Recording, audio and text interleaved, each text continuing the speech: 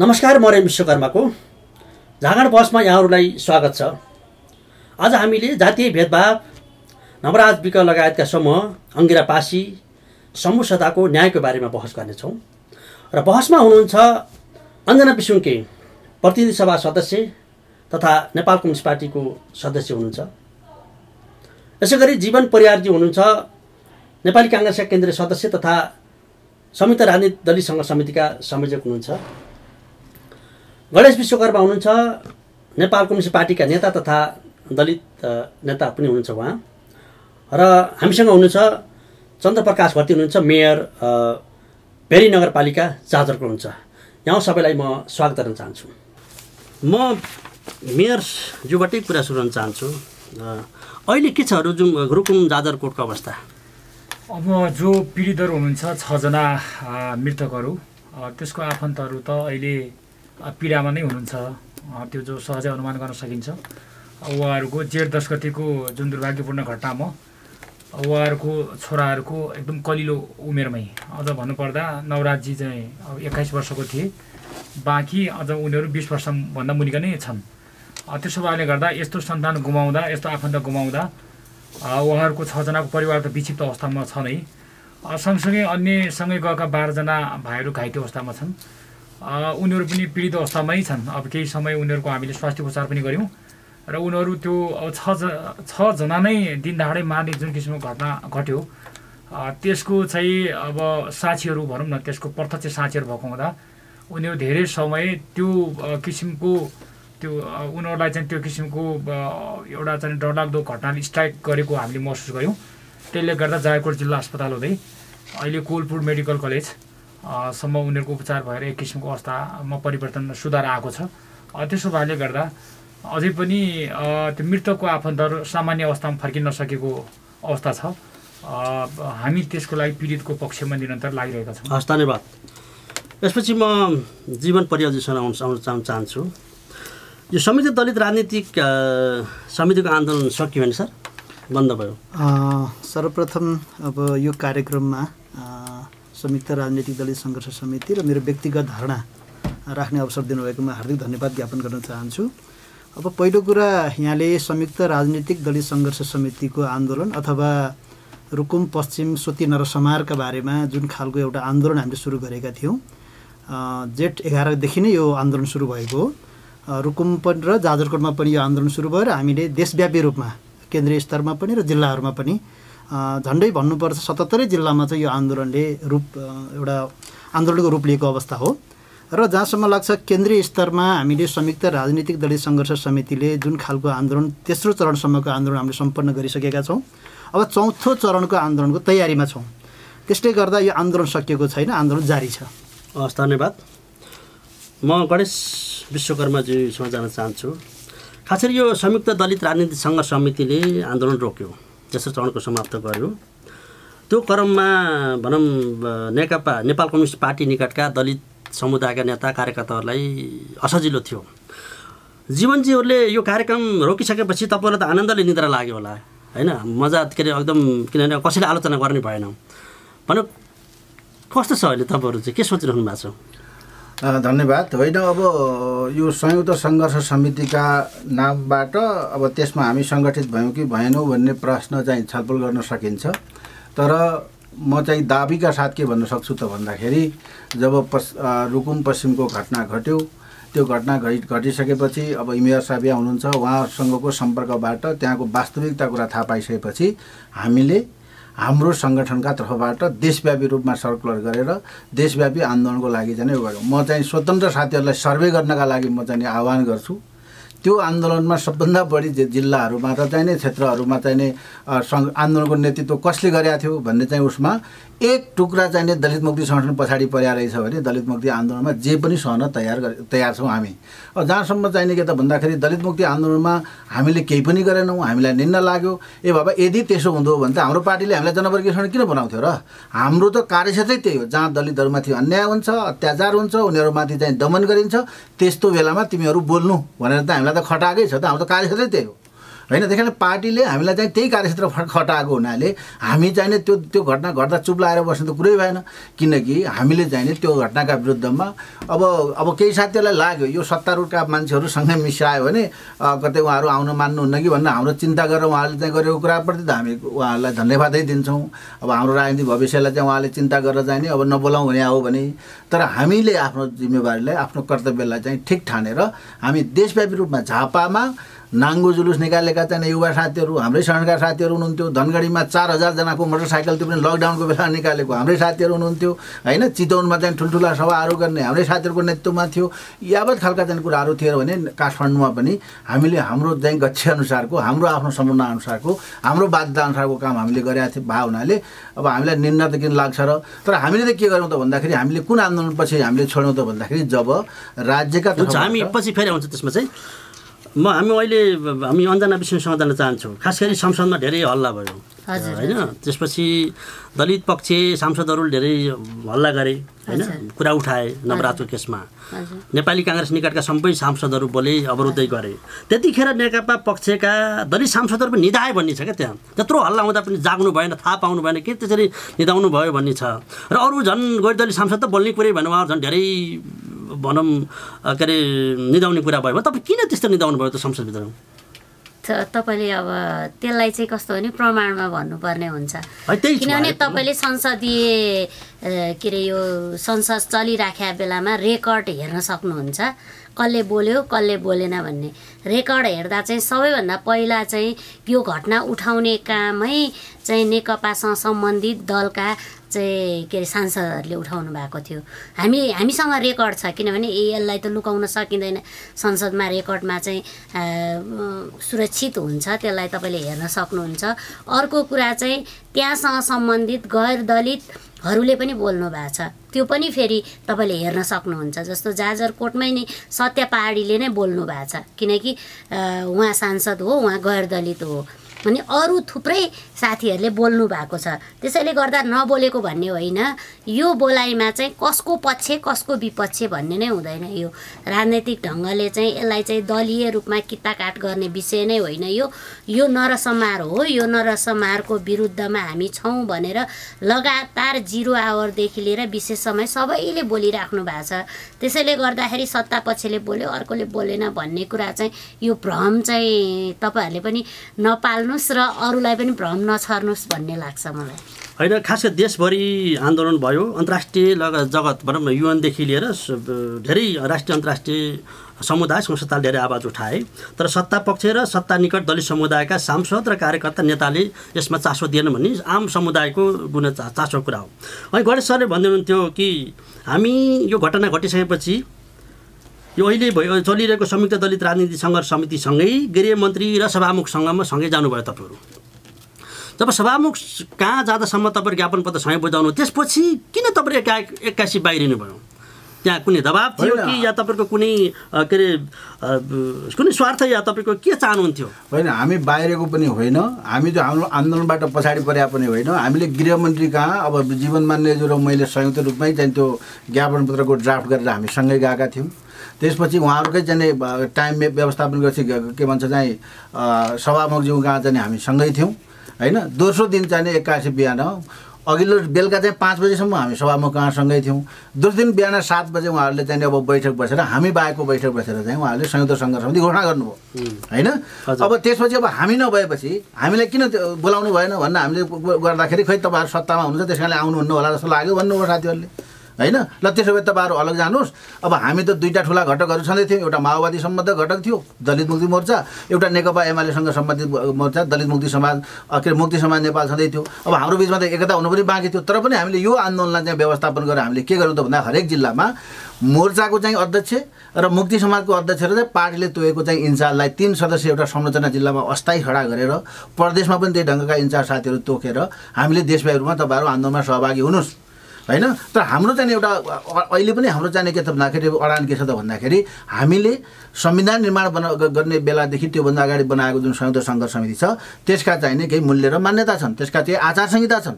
त्यो आचार संहितालाई चाहिँ मान्य गरिकन हामी अगाडि बढौँ र हामी सँगै जान तयार छौँ भने हामीले धेरै पटक भन्यौँ होइन। तर अब धेरै पटक वार्ता पनि भए होइन, वार्ता पनि गऱ्यौँ हामीले होइन। अब हाम्रा पनि केहीजना पक्षहरू थिए, उहाँ साथीहरूका पनि थियो होला। त्यस कारणले गर्दाखेरि उहाँले चाहिँ हामीलाई चाहिँ नि नमिसाउने, किनकि सत्तारूढका मान्छे सँगै आएपछि उनीहरूलाई चाहिँ अब ठुला के अरे केपी ओली मुर्दाबाद, सरकार राजीनामा दे, प्रचण्ड आर्यघाट ल भन्ने खालका नारा लाउनु त पाइँदैन हामीसँगै भएपछि होइन। त्यो खालको कुरा गर्नाले हामीले के भन्यौँ त भन्दाखेरि ए बाबा यो जातीय भेदभाव र छुवाछुत भन्ने कुरा त कुनै पार्टी विषयको कुरा हो र यो। जस्तै तपाईँ अङ्गिरा पार्सी रूपन्देहीको जाने जुन त्यो वडाको जाने वडा अध्यक्ष हुनुहुन्थ्यो, उहाँ लक्ष्मण चौधरी कुन पार्टीको हुनुहुन्थ्यो? नेपाली काङ्ग्रेसको हुनुहुन्थ्यो त होइन। हामीले त्यहाँ त के भन्छ हाम्रो बालकृष्ण खाँडीको नाम त जोडिएको छैन त होइन। अनि त्यसपछि तपाईँ गुल्मीमा 1500 रुपियाँ जरिवाना गराउने साथी त्यो त कसको थियो त भन्दाखेरि त्यो नेपाली काङ्ग्रेसको हुनुहुन्थ्यो वडा अध्यक्ष, त्यो के मगर भन्ने साथी।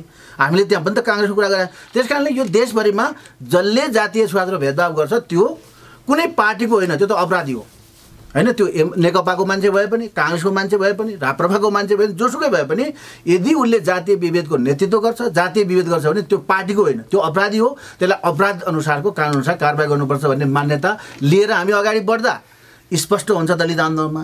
होइन अब यो फलाना पार्टीको त्यस कारणले त्यसका विरुद्धमा अलि ठुलो आन्दोलन गरौँ, यो फलाना पार्टीको त्यस कारणले हामी ब्याकौँ भन्ने कुरा। जस्तै हामीले चाहिँ तपाईँलाई थाहा छ कास्कीमा कृष्ण थापाजी चाहिँ नेकपा एमालेको चाहिँ नेकपाको चाहिँ अध्यक्ष हुनुहुन्छ, त्यहाँको पहिलाको मेयर अहिलेको सांसद हुनुहुन्छ।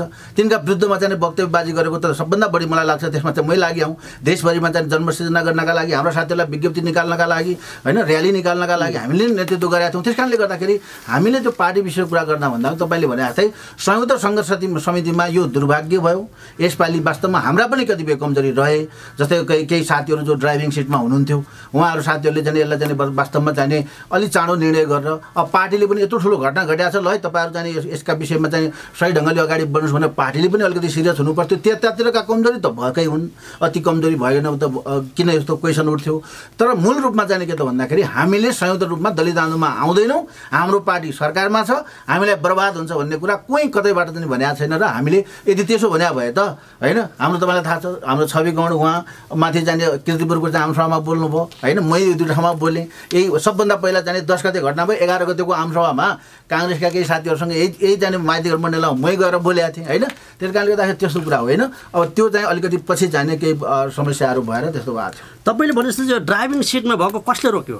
जस्तै तपाईँले भनौँ नेपाल कम्युनिस्ट पार्टी निकाय अध्यक्ष प्रचण्डले बोल्नु भएको छ, महासचिव विष्णु पौडेलले विज्ञप्ति जारी गर्नुभएको छ होइन, पार्टीकै तर्फबाट विज्ञप्ति जारी छ नि त। यो त बकैदा के छ यो नेपाल कम्युनिस्ट पार्टीले, किन यो घटनाको पक्षमा नभएको विज्ञप्ति आउनु नथ्यो, जारी गर्नुभएको छ भनेपछि तपाईँलाई कहाँ कसले रोक्यो? यो पार्टीले भनेको छ यो अत्यन्तै भर्सना यो योग्य छ, अत्यन्तै नहुने काम भएको छ, यसमा त्यो न्याय दिनुपर्छ भनेर भनिरहँदा तपाईँहरूलाई कुन ड्राइभिङ सिटले रोक्यो यो आन्दोलनमा हुन चाहिँ? होइन मैले भने जस्तै अहिले दलित मुक्ति सङ्गठनको तपाईँले भने मैले अघि भने एकता भएको छैन। एकता नभइसकेपछि अहिले जो साथीहरू जाने त्यो सङ्गठनको नेतृत्वमा हुनुहुन्छ होइन, अब इन्चार्ज हुनुहुन्छ, सह इन्चार्ज हुनुहुन्छ, सह अध्यक्ष हुनुहुन्छ, अब उहाँहरू साथीहरूले चाहिँ नि यो आन्दोलनमा संयुक्त सङ्घर्ष समितिमा सँगै जानुपर्छ भने चाहिँ उहाँले चाहिँ निर्णय गर्न सक्दा गर्नु पर्थ्यो जुन समयमा, त्यो गर्नु भएन होइन।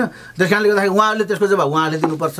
तर म एउटा चाहिँ त्यो सङ्गठनको नेताको हैसियतले म चाहिँ के भन्छु त भन्दाखेरि तपाईँले भने जस्तै पार्टीका तर्फबाट तपाईँहरू यो आन्दोलनमा जानु हुँदैन है खबरदार भन्ने हामीलाई कसैले पनि भनेको छैन, त्यो भने पनि मानिँदैन होइन, त्यो भने पनि मानिँदैन। किनभने सरकारले भनेको छैन, पार्टीले भनेको छैन, नेता भनेको छैन, नेताहरू बोल्नु भएको छ। हामीले चाहिँ यो दलित मुक्ति सङ्गठन बनाएको भनेको त यो कुनै क्लब खोल्या हो र? यो त त्यो पार्टीको महाधिवेशनको दस्तावेजले पारित गरेर जनवर्गीय सङ्गठन बनाएको हो यो होइन। त्यसको पार्टीको विधानमा छ यसको व्यवस्था। त्यस कारणले गर्दाखेरि त्यो पार्टीको विधानअनुसार बनेको सङ्गठनलाई कुनै पार्टीको निर्देशनमा चाहिँ अथवा चाहिँ गलत कुराका विरुद्धमा जाऊ भने हामी मान्छौँ र मान्ने कुरै भएन होइन। तर पनि मैले के भन्छु त भन्दाखेरि फेरि पनि जो मान्छे यसको नेतृत्व गर्छ त्यो नेतृत्व गर्ने मान्छेले चाहिँ यसको नैतिक जिम्मेवारी लिनुपर्छ भन्ने हो मेरो होइन। म भयो भने मैले लिनुपर्छ, अरू भयो भने अरू लिनुपर्छ। त्यस कारणले गर्दाखेरि अब यो जस्तै भनौँ न अहिले चाहिँ जीवन सर यहाँ अब संयुक्त सङ्घर्ष समितिको संयोजकको हैसियतमा यहाँ हुनुहुन्छ, उहाँको सङ्गठनभित्र अथवा त्यो आन्दोलनभित्र केही कमी कमजोरी भएको छ त्यसको जवाब उहाँले दिनुपर्छ होइन। किनभने दलित मुक्ति सङ्गठनलाई किन उहाँले जोड दिन सक्नु भएन भन्ने कुराको जवाब दिनु पऱ्यो उहाँले दिनुपर्छ होइन। ठिक छ, म जीवन सरसँग आउन चाहन्छु। जीवन सर जस्तै नेपाल कम्युनिस्ट पक्षका नेता कार्यकर्ताले यो सङ्घर्ष समिति र नेपाली काङ्ग्रेसलाई आरोप लगाए कि उहाँहरूले यो नवराजको न्यायको नाममा चुनावी अभियान गर्नुभयो होइन, या त्यसपछि उहाँहरूले के अरे यो चुनावी अभियान गर्नुभएको छ, राजनीति गरिरहेछन् भन्ने छ कि साँच्चै त्यही हो त? अब म यहाँ के स्पष्ट पार्न चाहन्छु भने अञ्जनाजीले पनि केही कुरा राख्नुभयो, संसदका कुरा राख्नुभयो, त्यसको पनि मलाई केही कुरा भन्नु छ, त्यसपछि गणेशजीले पनि केही कुरा राख्नुभयो। म के स्पष्ट पार्न चाहन्छु भने यो जागरण बहस मार्फत घटना घटेको जेठ 10 गते हो। 11 गतेदेखि नै विभिन्न विज्ञप्ति जारी गर्नेदेखि लिएर विभिन्न ढङ्गबाट चाहिँ आन्दोलनको आँधी बेहरी अगाडि बढेको छ। अझ विशेष गरी भन्यो भने जाजरकोटमा हाम्रो मेयर साहबै त्यहीँ हुनुहुन्छ। मेयर साहबै आफै चाहिँ आन्दोलनमा मोर्चामा आएर उहाँहरूले चाहिँ त्यो 6 जना मध्ये चाहिँ 1 जनाको मात्रै लास भेटिएको थियो, बाँकी लास भेटिएको थिएन। त्यो अवस्थाबाट जाजरकोटबाट कुनै पार्टी राजनीतिक दल नभनिकन त्यहाँ सबै राजनीतिक दल यतिसम्म कि निर्वाचित जनप्रतिनिधि समेत सडकमा आएको मैले देखेको छु। यो अत्यन्तै सकारात्मक पक्ष हो यो। त्यसैले अर्को कुरा के भन्न चाहन्छु भने जस्तो अघि अञ्जना मान्यजीले पनि भन्नुभयो, प्रत्यक्ष जनताले सबै कुरा देखेकै छन्, पार्लियामेन्टमा के भयो, के घटना भयो भन्ने कुरा। म स्मरण गराउन के चाहन्छु मान्यजीलाई भने 13 गते संसद थियो, 10 गते घटनापछि 13 गतेको संसदमा नेपाली काङ्ग्रेस प्रमुख प्रतिपक्षी दल सिङ्गो पार्टी त्यहाँ सदनमा उठेको छ। हाम्रो पार्टीको तर्फबाट माननीय मीन विश्वकर्मा त्यहाँ संसदमा पहिलो वक्ता हुनुहुन्छ। त्यसपछि चाहिँ नेकपा एमालेबाट तपाईँको चाहिँ नेकपाबाट पार्वती विसुङखे तपाईँको चाहिँ वक्तव्य बोल्नु भएको छ। 2 जना वक्ताले बोल्ने सहमति भएको थियो। पार्लियामेन्टको एउटा सिस्टम हुन्छ, म आफै पनि पार्लियामेन्टको सदस्य भएर आएको हुनाले 2 जना बाहेक अरूले बोल्ने त्यहाँ निर्धारण गरिएको थिएन। अचानक जनार्दन शर्मा पूर्व गृहमन्त्री त्यहाँ उठेर समय माग्नुभयो। सबै दुनियाँ संसार देखेका छन् नि। उहाँले के भन्नुभयो भने म जनप्रतिनिधि त्यो ठाउँको मैले बोल्न पाउनुपर्छ सभामुखज्यू भनेपछि सभामुखज्यूले सकारात्मक ढङ्गबाट लिनुभयो र बोल्न दिनुभयो। बोल्न दिइसकेपछि उहाँले के बोल्नुभयो, उहाँहरूलाई तपाईँको चाहिँ अब भाग्दै जाँदाखेरि नदीमा पसेर नदीबाट उहाँ बगेर मर्नुभएको भनिदिनु भयो।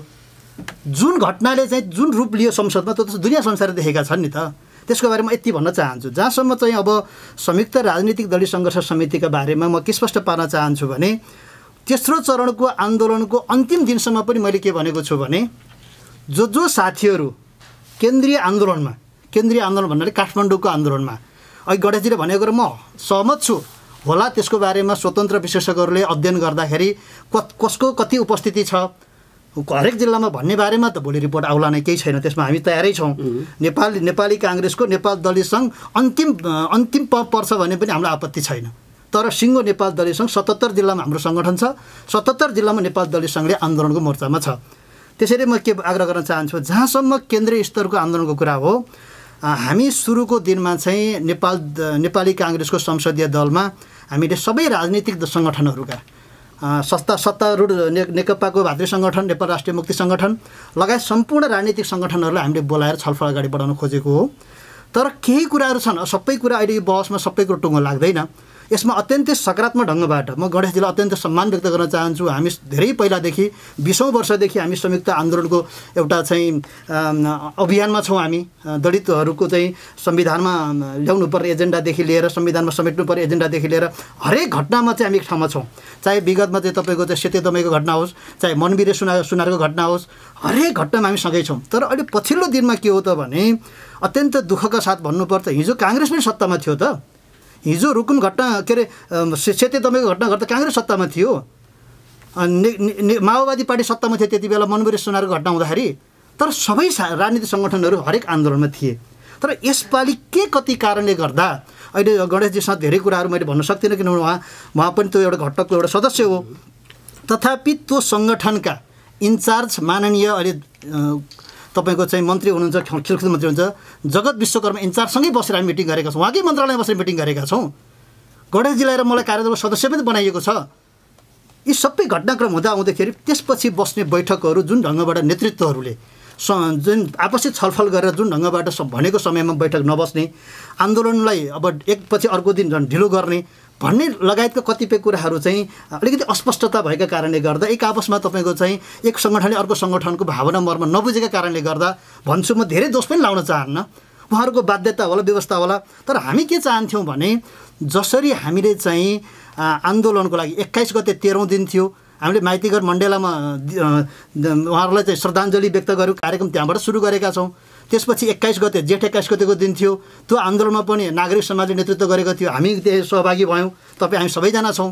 त्यस कारणले के हो त भने आन्दोलन एकपछि अर्को हामीले चाहिँ जोड्दै जाने क्रममा चाहिँ हामीले उहाँहरूसँग वार्ता छलफल धेरै पटक गरेका छौँ। उहाँहरूको इन्चार्जसँग कुरा भएको छ, सङ्गठनको चाहिँ सदस्यसँग कुरा भएको छ, पार्टीका शीर्ष नेताहरूसँग कुरा भएको छ। तर यति कुरा के हो त भने म गणेशजीहरू के स्वीकार गर्न आग्रह गर्न चाहन्छु भने यदि संयुक्त राजनीतिक दलीय सङ्घर्ष समितिमा नेपाल राष्ट्रिय मुक्ति सङ्गठन नआएको भए पनि कम्तीमा सडकमा उहाँहरू चाहिँ लगातार रूपमा चाहिँ छुट्टै भए पनि आन्दोलन गरिदिएको भएदेखि एउटा मेसेज जाने थियो। भोलि सँगै भोलि आन्दोलनसँगै जोडिन सक्थ्यो होला। तर एकैचोटि के हो भने उहाँहरूले अब छिटफुट भयो होला, किर्तिपुरमा गर्नुभयो होला, असनमा गर्नुभयो होला, कालीमाटीमा गर्नुभयो होला, त अर्को बाटो हो। तर कुरा के हो भने उहाँहरूको सडकमा चाहिँ एउटा ठुलो कार्यक्रम उहाँहरूले गर्नुभयो। मुक्ति सङ्गठन संयुक्त राजनीतिक सङ्घर्ष समितिकै नामबाट एउटा कार्यक्रम गर्नुभयो। त्यो कार्यक्रम भनेको एकैचोटि असार 10 गते एउटा प्रदर्शन चाहिँ भएको हामीले देखेका छौँ। त्यस कारणले के हो त भने यी घटना धेरै लामो छ। त्यस कारणले गर्दा के हो त भने अझै पनि म गणेशजीहरूको सङ्गठन अथवा अञ्जना मान्यजीको सङ्गठनलाई मेरो के आग्रह छ भने चौथो चरणको आन्दोलन अझै जारी छ। रुकुमका ती पीडितहरूले अझै न्याय पाउनलाई अझै हामीले चाहिँ आशंका व्यक्त गर्नुपर्ने अवस्था छ। त्यो घटनालाई चाहिँ हामीले कसरी ती पीडित पक्ष न्याय पाउँछन्, पीडकलाई कसरी कारवाही हुन्छ, त्यसतर्फ अझै पनि नेपालका दलित आन्दोलनका सङ्गठनहरू एक ढेक्का भएर जानुपर्छ भन्ने मेरो मान्यता हो। म अञ्जना विष्णुसँग जान चाहन्छु। यो खास आम जनसमुदायकै चासोको कुरो हो। यो संसदमा जति बोल्नु पर्यो बोल्नु भएन, तपाईँहरू सडकमा झन् आउने कुरै भएन। तर सरकारले बनाएको संसदीय समितिमा हाम्रो दलित समुदायका नेकपा पक्षका सांसदहरू समितिमा बसेर स्थलगत जानुभयो। त्यो किन जानुभयो? तपाईँ सडकमा बोल्न पनि आवश्यकता ठान्नु भएन, संसदमा पनि बोल्न आवश्यक ठान्नु भएन भने तपाईँ स्थलगत अध्ययन गर्न जानुको त्यो सत्य तथ्य प्राप्त गर्न थियो या कुनै किसिमको त्यहाँ त्यो घटनालाई कमजोर बनाउनको लागि त्यो समितिमा गएको थियो त नेकपा पक्ष सांसदहरू? होइन, अब यो कुरा त अघि जीवन मान्यज्यूले भनिसक्नु भएको छ कि मैले भन्नै परेन कि हाम्रो एउटा सहमति अन्तर्गत चाहिँ सदनमा बोल्ने भन्ने कुरा चाहिँ सरसल्लाह अन्तर्गतै चाहिँ नि पार्वती विसुङ्केले बोल्नुभएको। पार्वती विसुङ्के आफैमा त्यो कर्णाली प्रदेशकै चाहिँ सांसद हुनुहुन्छ भनेपछि कर्णाली प्रदेशकै सांसद र कर्णाली प्रदेशमै घटना घटेको कारणले गर्दा सम्बन्धित चाहिँ नि सांसद बोल्दाखेरि अझ राम्रो हुन्छ भनेर नीतिगत रूपमै बोलिएको छ। र अब कसरी उठाइएन भन्ने प्रश्न चाहिँ यो प्रश्नको निम्ति मात्रै हो जस्तो लाग्छ। अर्को विषय के पनि छ भने हामीले त्यति मात्रै गरेका छौँ र तपाईँलाई थाहा छ कि छैन, सभापति चाहिँ पोखरेल कृष्ण भक्त पोखरेलको चाहिँ नि नेतृत्वमा के अरे समिति थियो, उहाँ सभापति हुनुहुन्छ, कानुन न्याय को के अरे समितिको सभापति हुनुहुन्छ। उहाँले नेतृत्व गरेर उहाँले मन्त्रीलाई डाकेर सबै सांसदहरूलाई एक किसिमले चाहिँ जो दलित सङ्गठनसँग आबद्ध हुनुहुन्छ, माननीय पनि हुनुहुन्छ र दलितको प्रतिनिधित्व पनि जातीय प्रतिनिधित्व पनि गर्नुहुन्छ उहाँहरूलाई र अरू विशिष्ट व्यक्तित्वहरूलाई राखेर त्यहाँ चाहिँ गृह मन्त्रालयदेखि लिएर त्यहाँ गृह प्रशासन अरू सबैलाई चाहिँ राखेर त्यहाँको सम्बन्धित ठाउँका चाहिँ विज्ञहरूलाई पनि राखेर त्यो चौरझारीको घटनाको सन्दर्भमा चाहिँ ठुलो मिटिङ भएको छ र हामीले त्यो पत्र पनि दिएका छौँ र निर्देशन पनि मन्त्रालयलाई सम्बन्धित मन्त्रालयलाई दिएका छौँ। भनेपछि त्यो सदनको चाहिँ काम हामीले गरेनौँ त भन्दा सदनको काम भएको छ। अर्को कुरा त महत्त्वपूर्ण कुरा के भने त्यो उठिसकेपछि सभामुखकोमा गएका छौँ हामी सबै सांसदहरू।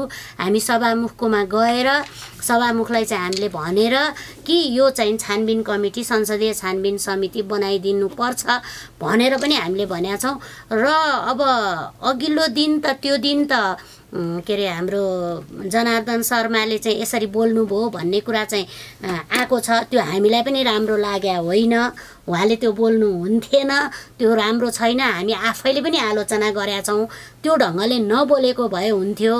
तर पछिल्लो उहाँले वक्तव्य दिँदा चाहिँ संसदीय छानबिन टोली गठन गरौँ, यो घटनाको चाहिँ म पनि विरोध गर्दछु भनेर उहाँले चाहिँ वक्तव्य जारी गर्नुभएको छ। भोलिपल्ट यसमा चाहिँ भ्रम पर्यो, यो भ्रमलाई चाहिँ हटाइदिनुहोस् भनेर वक्तव्य समेत जारी गर्नुभएको छ। त्यो पनि छ हामीसँग। फेरि पनि हामीले पार्टीभित्र चाहिँ अलिकति चाहिँ अर्कै ढङ्गले दलितहरू केही बिहे गर्न त्यो महिलाहरूलाई चाहिँ नि घिसार्न गएका थिए अथवा महिलालाई चाहिँ छोप्न गएका थिए, भगाउन गएका थिए। त्यस कारणले गर्दाखेरि चाहिँ हामीले त्यसलाई समर्थन यो गर्न नहुन्थ्यो। यस्तो लकडाउनको बेला मान्छे हुरहुरी गएर चाहिँ यसरी चाहिँ घटना घटाउन हुन्थेन, यो गलत गरे हो भनेर एक शब्द निकाल्ने बित्तिकै गलत चाहिँ कुन चाहिँ भयो त? त्यो जानु गलत भयो कि टिनेजर्सको केटाहरू जानु गलत भयो कि त्यहाँ गाउँ नै मिलेर 6 जनालाई चाहिँ नि नरसंहार गर्नु गलत भयो भनेर हामीले हाम्रै मान्छेहरूले कतिपय हाम्रै पार्टीभित्र पनि छलफल गर्न कोसिस गर्दाखेरि हामीले ठाडै त्यसलाई चाहिँ इन्कार गरेका छौँ र यो बेठिक हो भन्दाखेरि हामीले एक खालको माहौल चाहिँ यसो भन्न हुन्न भन्ने माहौल पनि हामीले पार्टीभित्रै पैदा गराएका छौँ, सदनभित्रै पनि पैदा गराएका छौँ अलिकति भ्रमहरू चाहिँ हुन खोज्दाखेरि पनि। र यो मात्रै होइन, फेरि संसदीय छानबिन टोली पनि गठन भएको छ। त्यसमा चाहिँ अब कसको नेतृत्वमा गर्ने भन्ने कुरामा चाहिँ कम्तीमा सत्तापक्षीय नेतृत्वमा भयो भने राम्रो हुन्छ, सिनियर नेतृत्वहरू भयो भने राम्रो हुन्छ भनेर सरसल्लाह अन्तर्गतै सबै पार्टीकालाई राखेर देवेन्द्र पौडेलको फेरि त्यहीसँग सम्बन्धित भए भने चाहिँ त्यहीँका चाहिँ सांसद भए भने अलिक पूर्वाग्रह हुन्छ कि भनेर अझ फरक चाहिँ नि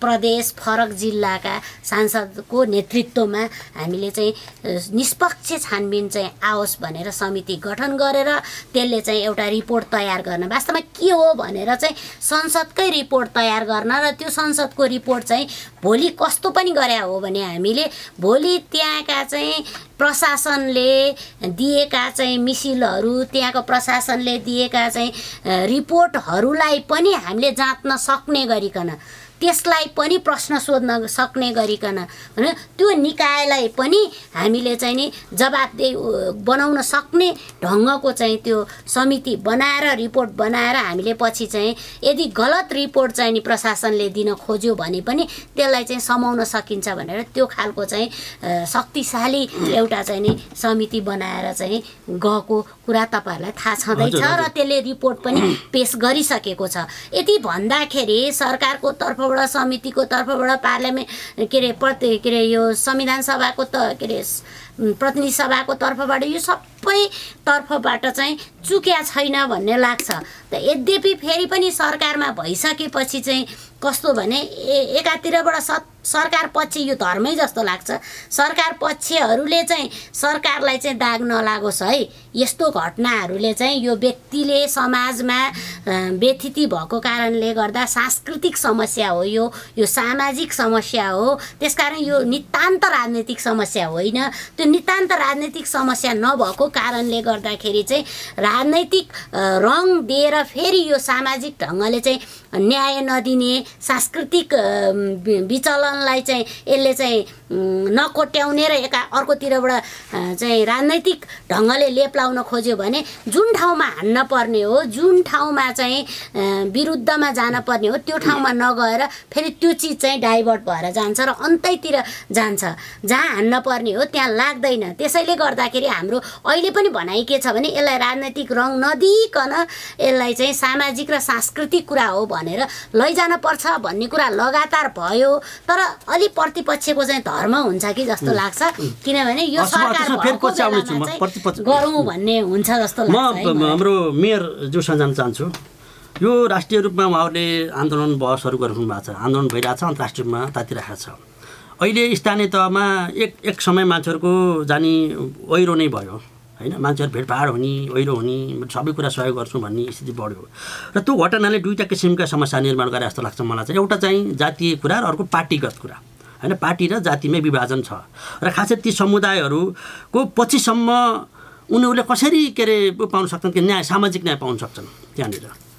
त्यहाँ तपाईँहरूको चाहिँ मेयरको हिसाबले तपाईँ मेयर त त्यो समुदायको एउटा गार्जियन हो, पार्टीको पनि तपाईँ कुनै उसमा के अरे पदहरूमा हुनुहुन्छ भनेपछि तब तपाईँहरूको त्यहाँनिर सामाजिक त्यो द्वन्द्व समाधानको लागि तपाईँहरूको भूमिका के हुन्छ त्यहाँ? निकै सान्दर्भिक प्रश्न। सबैभन्दा पहिला यो घटना 10 गते डे टाइममै यो घटना लगभग टुङ्गिसकेको थियो। सर्वप्रथम त अब के बुझिनु पर्छ भने नेपालको संवैधानिक परिकल्पना बमोजिम 3 तहका सरकारहरू अहिले हामी सङ्घीय गणतन्त्र युगमा प्रवेश गरिसकेपछि अब भेरी नगरपालिका पनि एउटा स्थानीय सरकार हो। अब हामीले के गरिनौँ भन्दा म आफै पनि त्यहाँको जनप्रतिनिधि अथवा त्यो सरकारको प्रमुख, म आफै पनि अपोजिसन पार्टी भनौँ न, अपोजिसन लिडरसिपले बोले जस्तो गरी म मैदानमा उत्रिएको छु। सही कुरा होइन, यो धेरै यो चाहिँ प्रदेशको संसदमा के बोल्नुभयो के बोल्नु भएन, प्रतिनिधि सभा अथवा राष्ट्रिय सभाको संसदमा यो धेरै पछि आएको कुराहरू।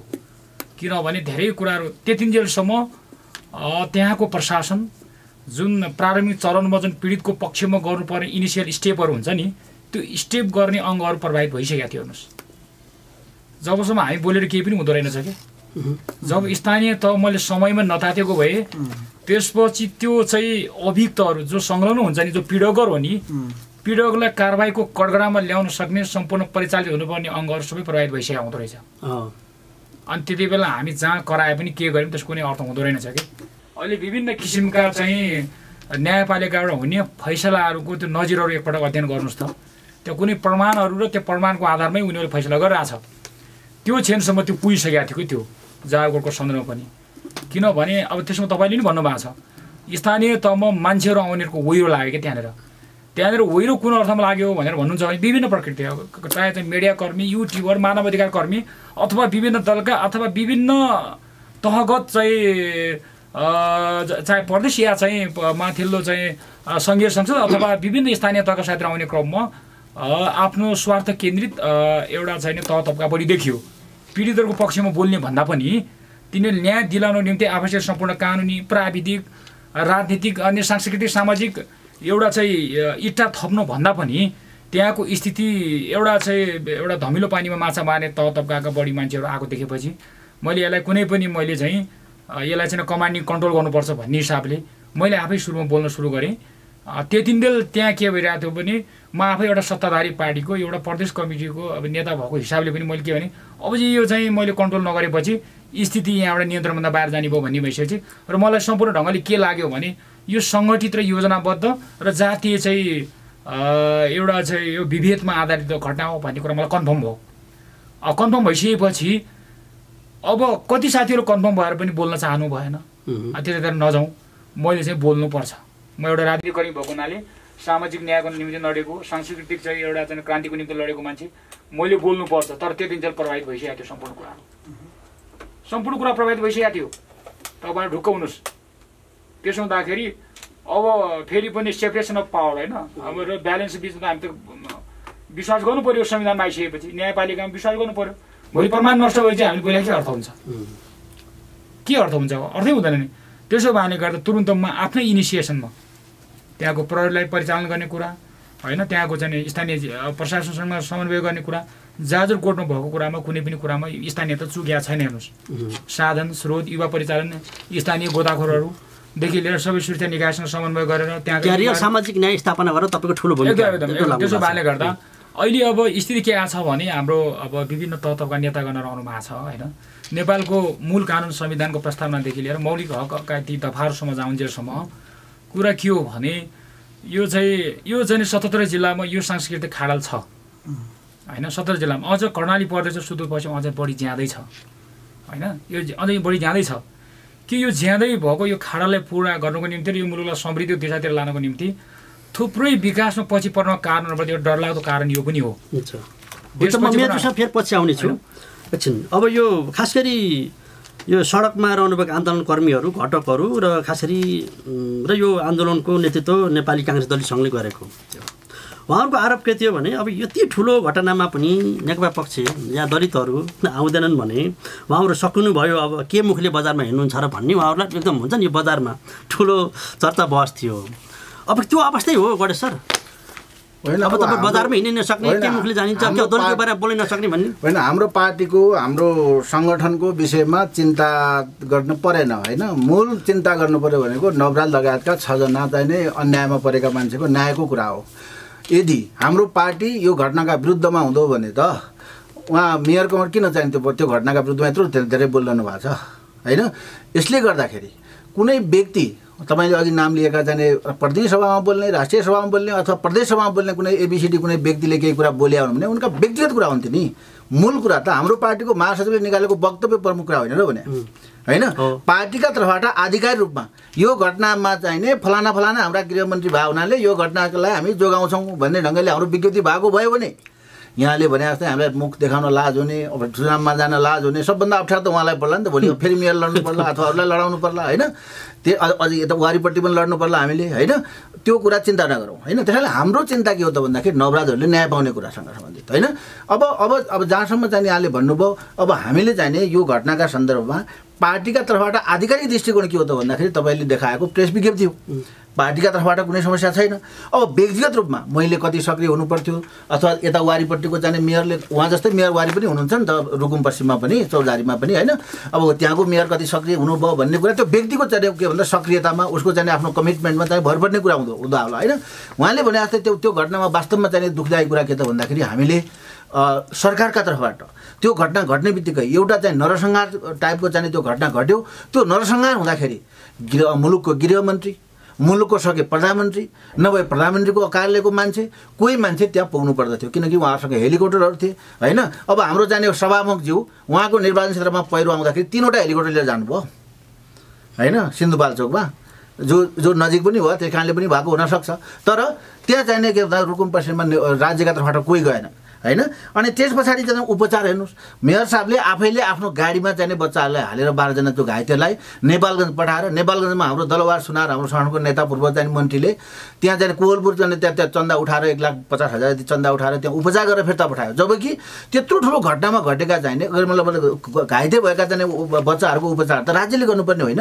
त्यति मात्र हो र भने त्यहाँ चाहिँ घटना भयो अनि पक्राउ गरेर कसलाई ल्यायो त भन्दाखेरि पिट्नेलाई ल्याएन, पीडितलाई, ती 12 जनालाई पीडितलाई जाने थुनामा लग्यो। त्यो थुनामा लगेर उपचार गर्दाखेरि एक व्यक्तिबाट 3,000 रुपियाँ चाहिँ उठाइयो त्यहाँको स्थानीय प्रहरीले, जबकि त्यो खर्च सरकारले दिनुपर्ने होइन हो। यस्ता खालका चाहिँ चुक्ने काम राज्यका तर्फबाट भए। त्यस्तो गर्ने चाहिँ सरकारको नेतृत्व हाम्रो पार्टीले गरे हुनाले स्वाभाविक रूपमा हाम्रो पार्टीका तर्फबाट त्यो कमजोरी भएको कुरा सत्य हो। तर त्यो घटनालाई चाहिँ एउटा आन्दोलनको रूपमा विकास गर्ने, त्यहाँ न्याय जस्तै भनौँ न, अहिले हामीले चाहिँ छानबिन समिति बनाउनका लागि आन्दोलन गऱ्यौँ होइन। सभामुखमा हामी सँगै गएको थियौँ, सभामुखले हाम्रै अगाडि कमिटमेन्ट गर्नुभएको थियो। म पहिला तपाईँहरूसँग चाहिँ तपाईँको बटम लाइन थाहा पाउन चाहन्छु, त्यसपछि नेतासँग बसेर चाहिँ म छानबिन समिति बनाउँछु भन्नुभएको थियो। त यसमा पनि एउटा कुरा चुकेका छौँ हामी, नेपाली काङ्ग्रेसलाई त्यहाँ चाहिँ घाटा भएको छ देशमा होइन। नेपाली हाम्रो चाहिँ संसदमा के कुरा भएको थियो भने हाम्रा सिनियर नेताका बिचमा हामी दलित नेतासँग अलिअलि आन्तरिक छलफल हुँदाखेरि यो प्रतिपक्ष के अरेको दलको जाने भए हुना नेतृत्व चाहिँ यो छानबिन समिति उनीहरूको नेतृत्वमा बनाऊ भन्ने कुरा भएको थियो। अब नामै पार्दा मान्नु सर अथवा चाहिँ मिन्जीको नेतृत्वमा बनाउने कि भन्ने कुरा भएको थियो। जब उहाँहरूले चाहिँ हामीलाई बाइकट गरेर यो पार्टीले जाने यो रोक्न थाल्यो भनेर जाने ढङ्गले आम रूपमा चाहिँ हाम्रो देशमा बनिसकेपछि त्यसो भए त नेतृत्व त उहाँहरूलाई दिनु हुँदैन भन्ने ठाउँमा हामी आइपुग्यौँ होइन। अनि हाम्रो चाहिने नेतृत्व खोज्न थाल्यौँ अनि हाम्रो पार्टीको नेतृत्व बन्न त्यहाँ गयो। यद्यपि त्यो रिपोर्टमा अहिले पनि प्रतिपक्ष दलका साथीहरूले पनि समर्थनै गर्नुभएको छ। एकदम देवेन्द्रजी जाने एकदम राम्रो मान्छे हुनुहुँदो रहेछ, एकदम राम्रो रिपोर्ट ल्याउनु भयो भनेर जाने मिन्दा लगायतका साथीले भन्नु भएको छ। त्यसो हुनाले चाहिँ ठिक मान्छेको छनौट भएछ भन्ने कुरा छ। त्यसैले अब तपाईँलाई कुनै किसिमको त्यस्तो आन्दोलनकर्मीले भने जस्तो लज्जा हुने कसरी हुन्छ र? हामीले भने हाम्रो सुन्नु न, काम गर्नुभएको छ।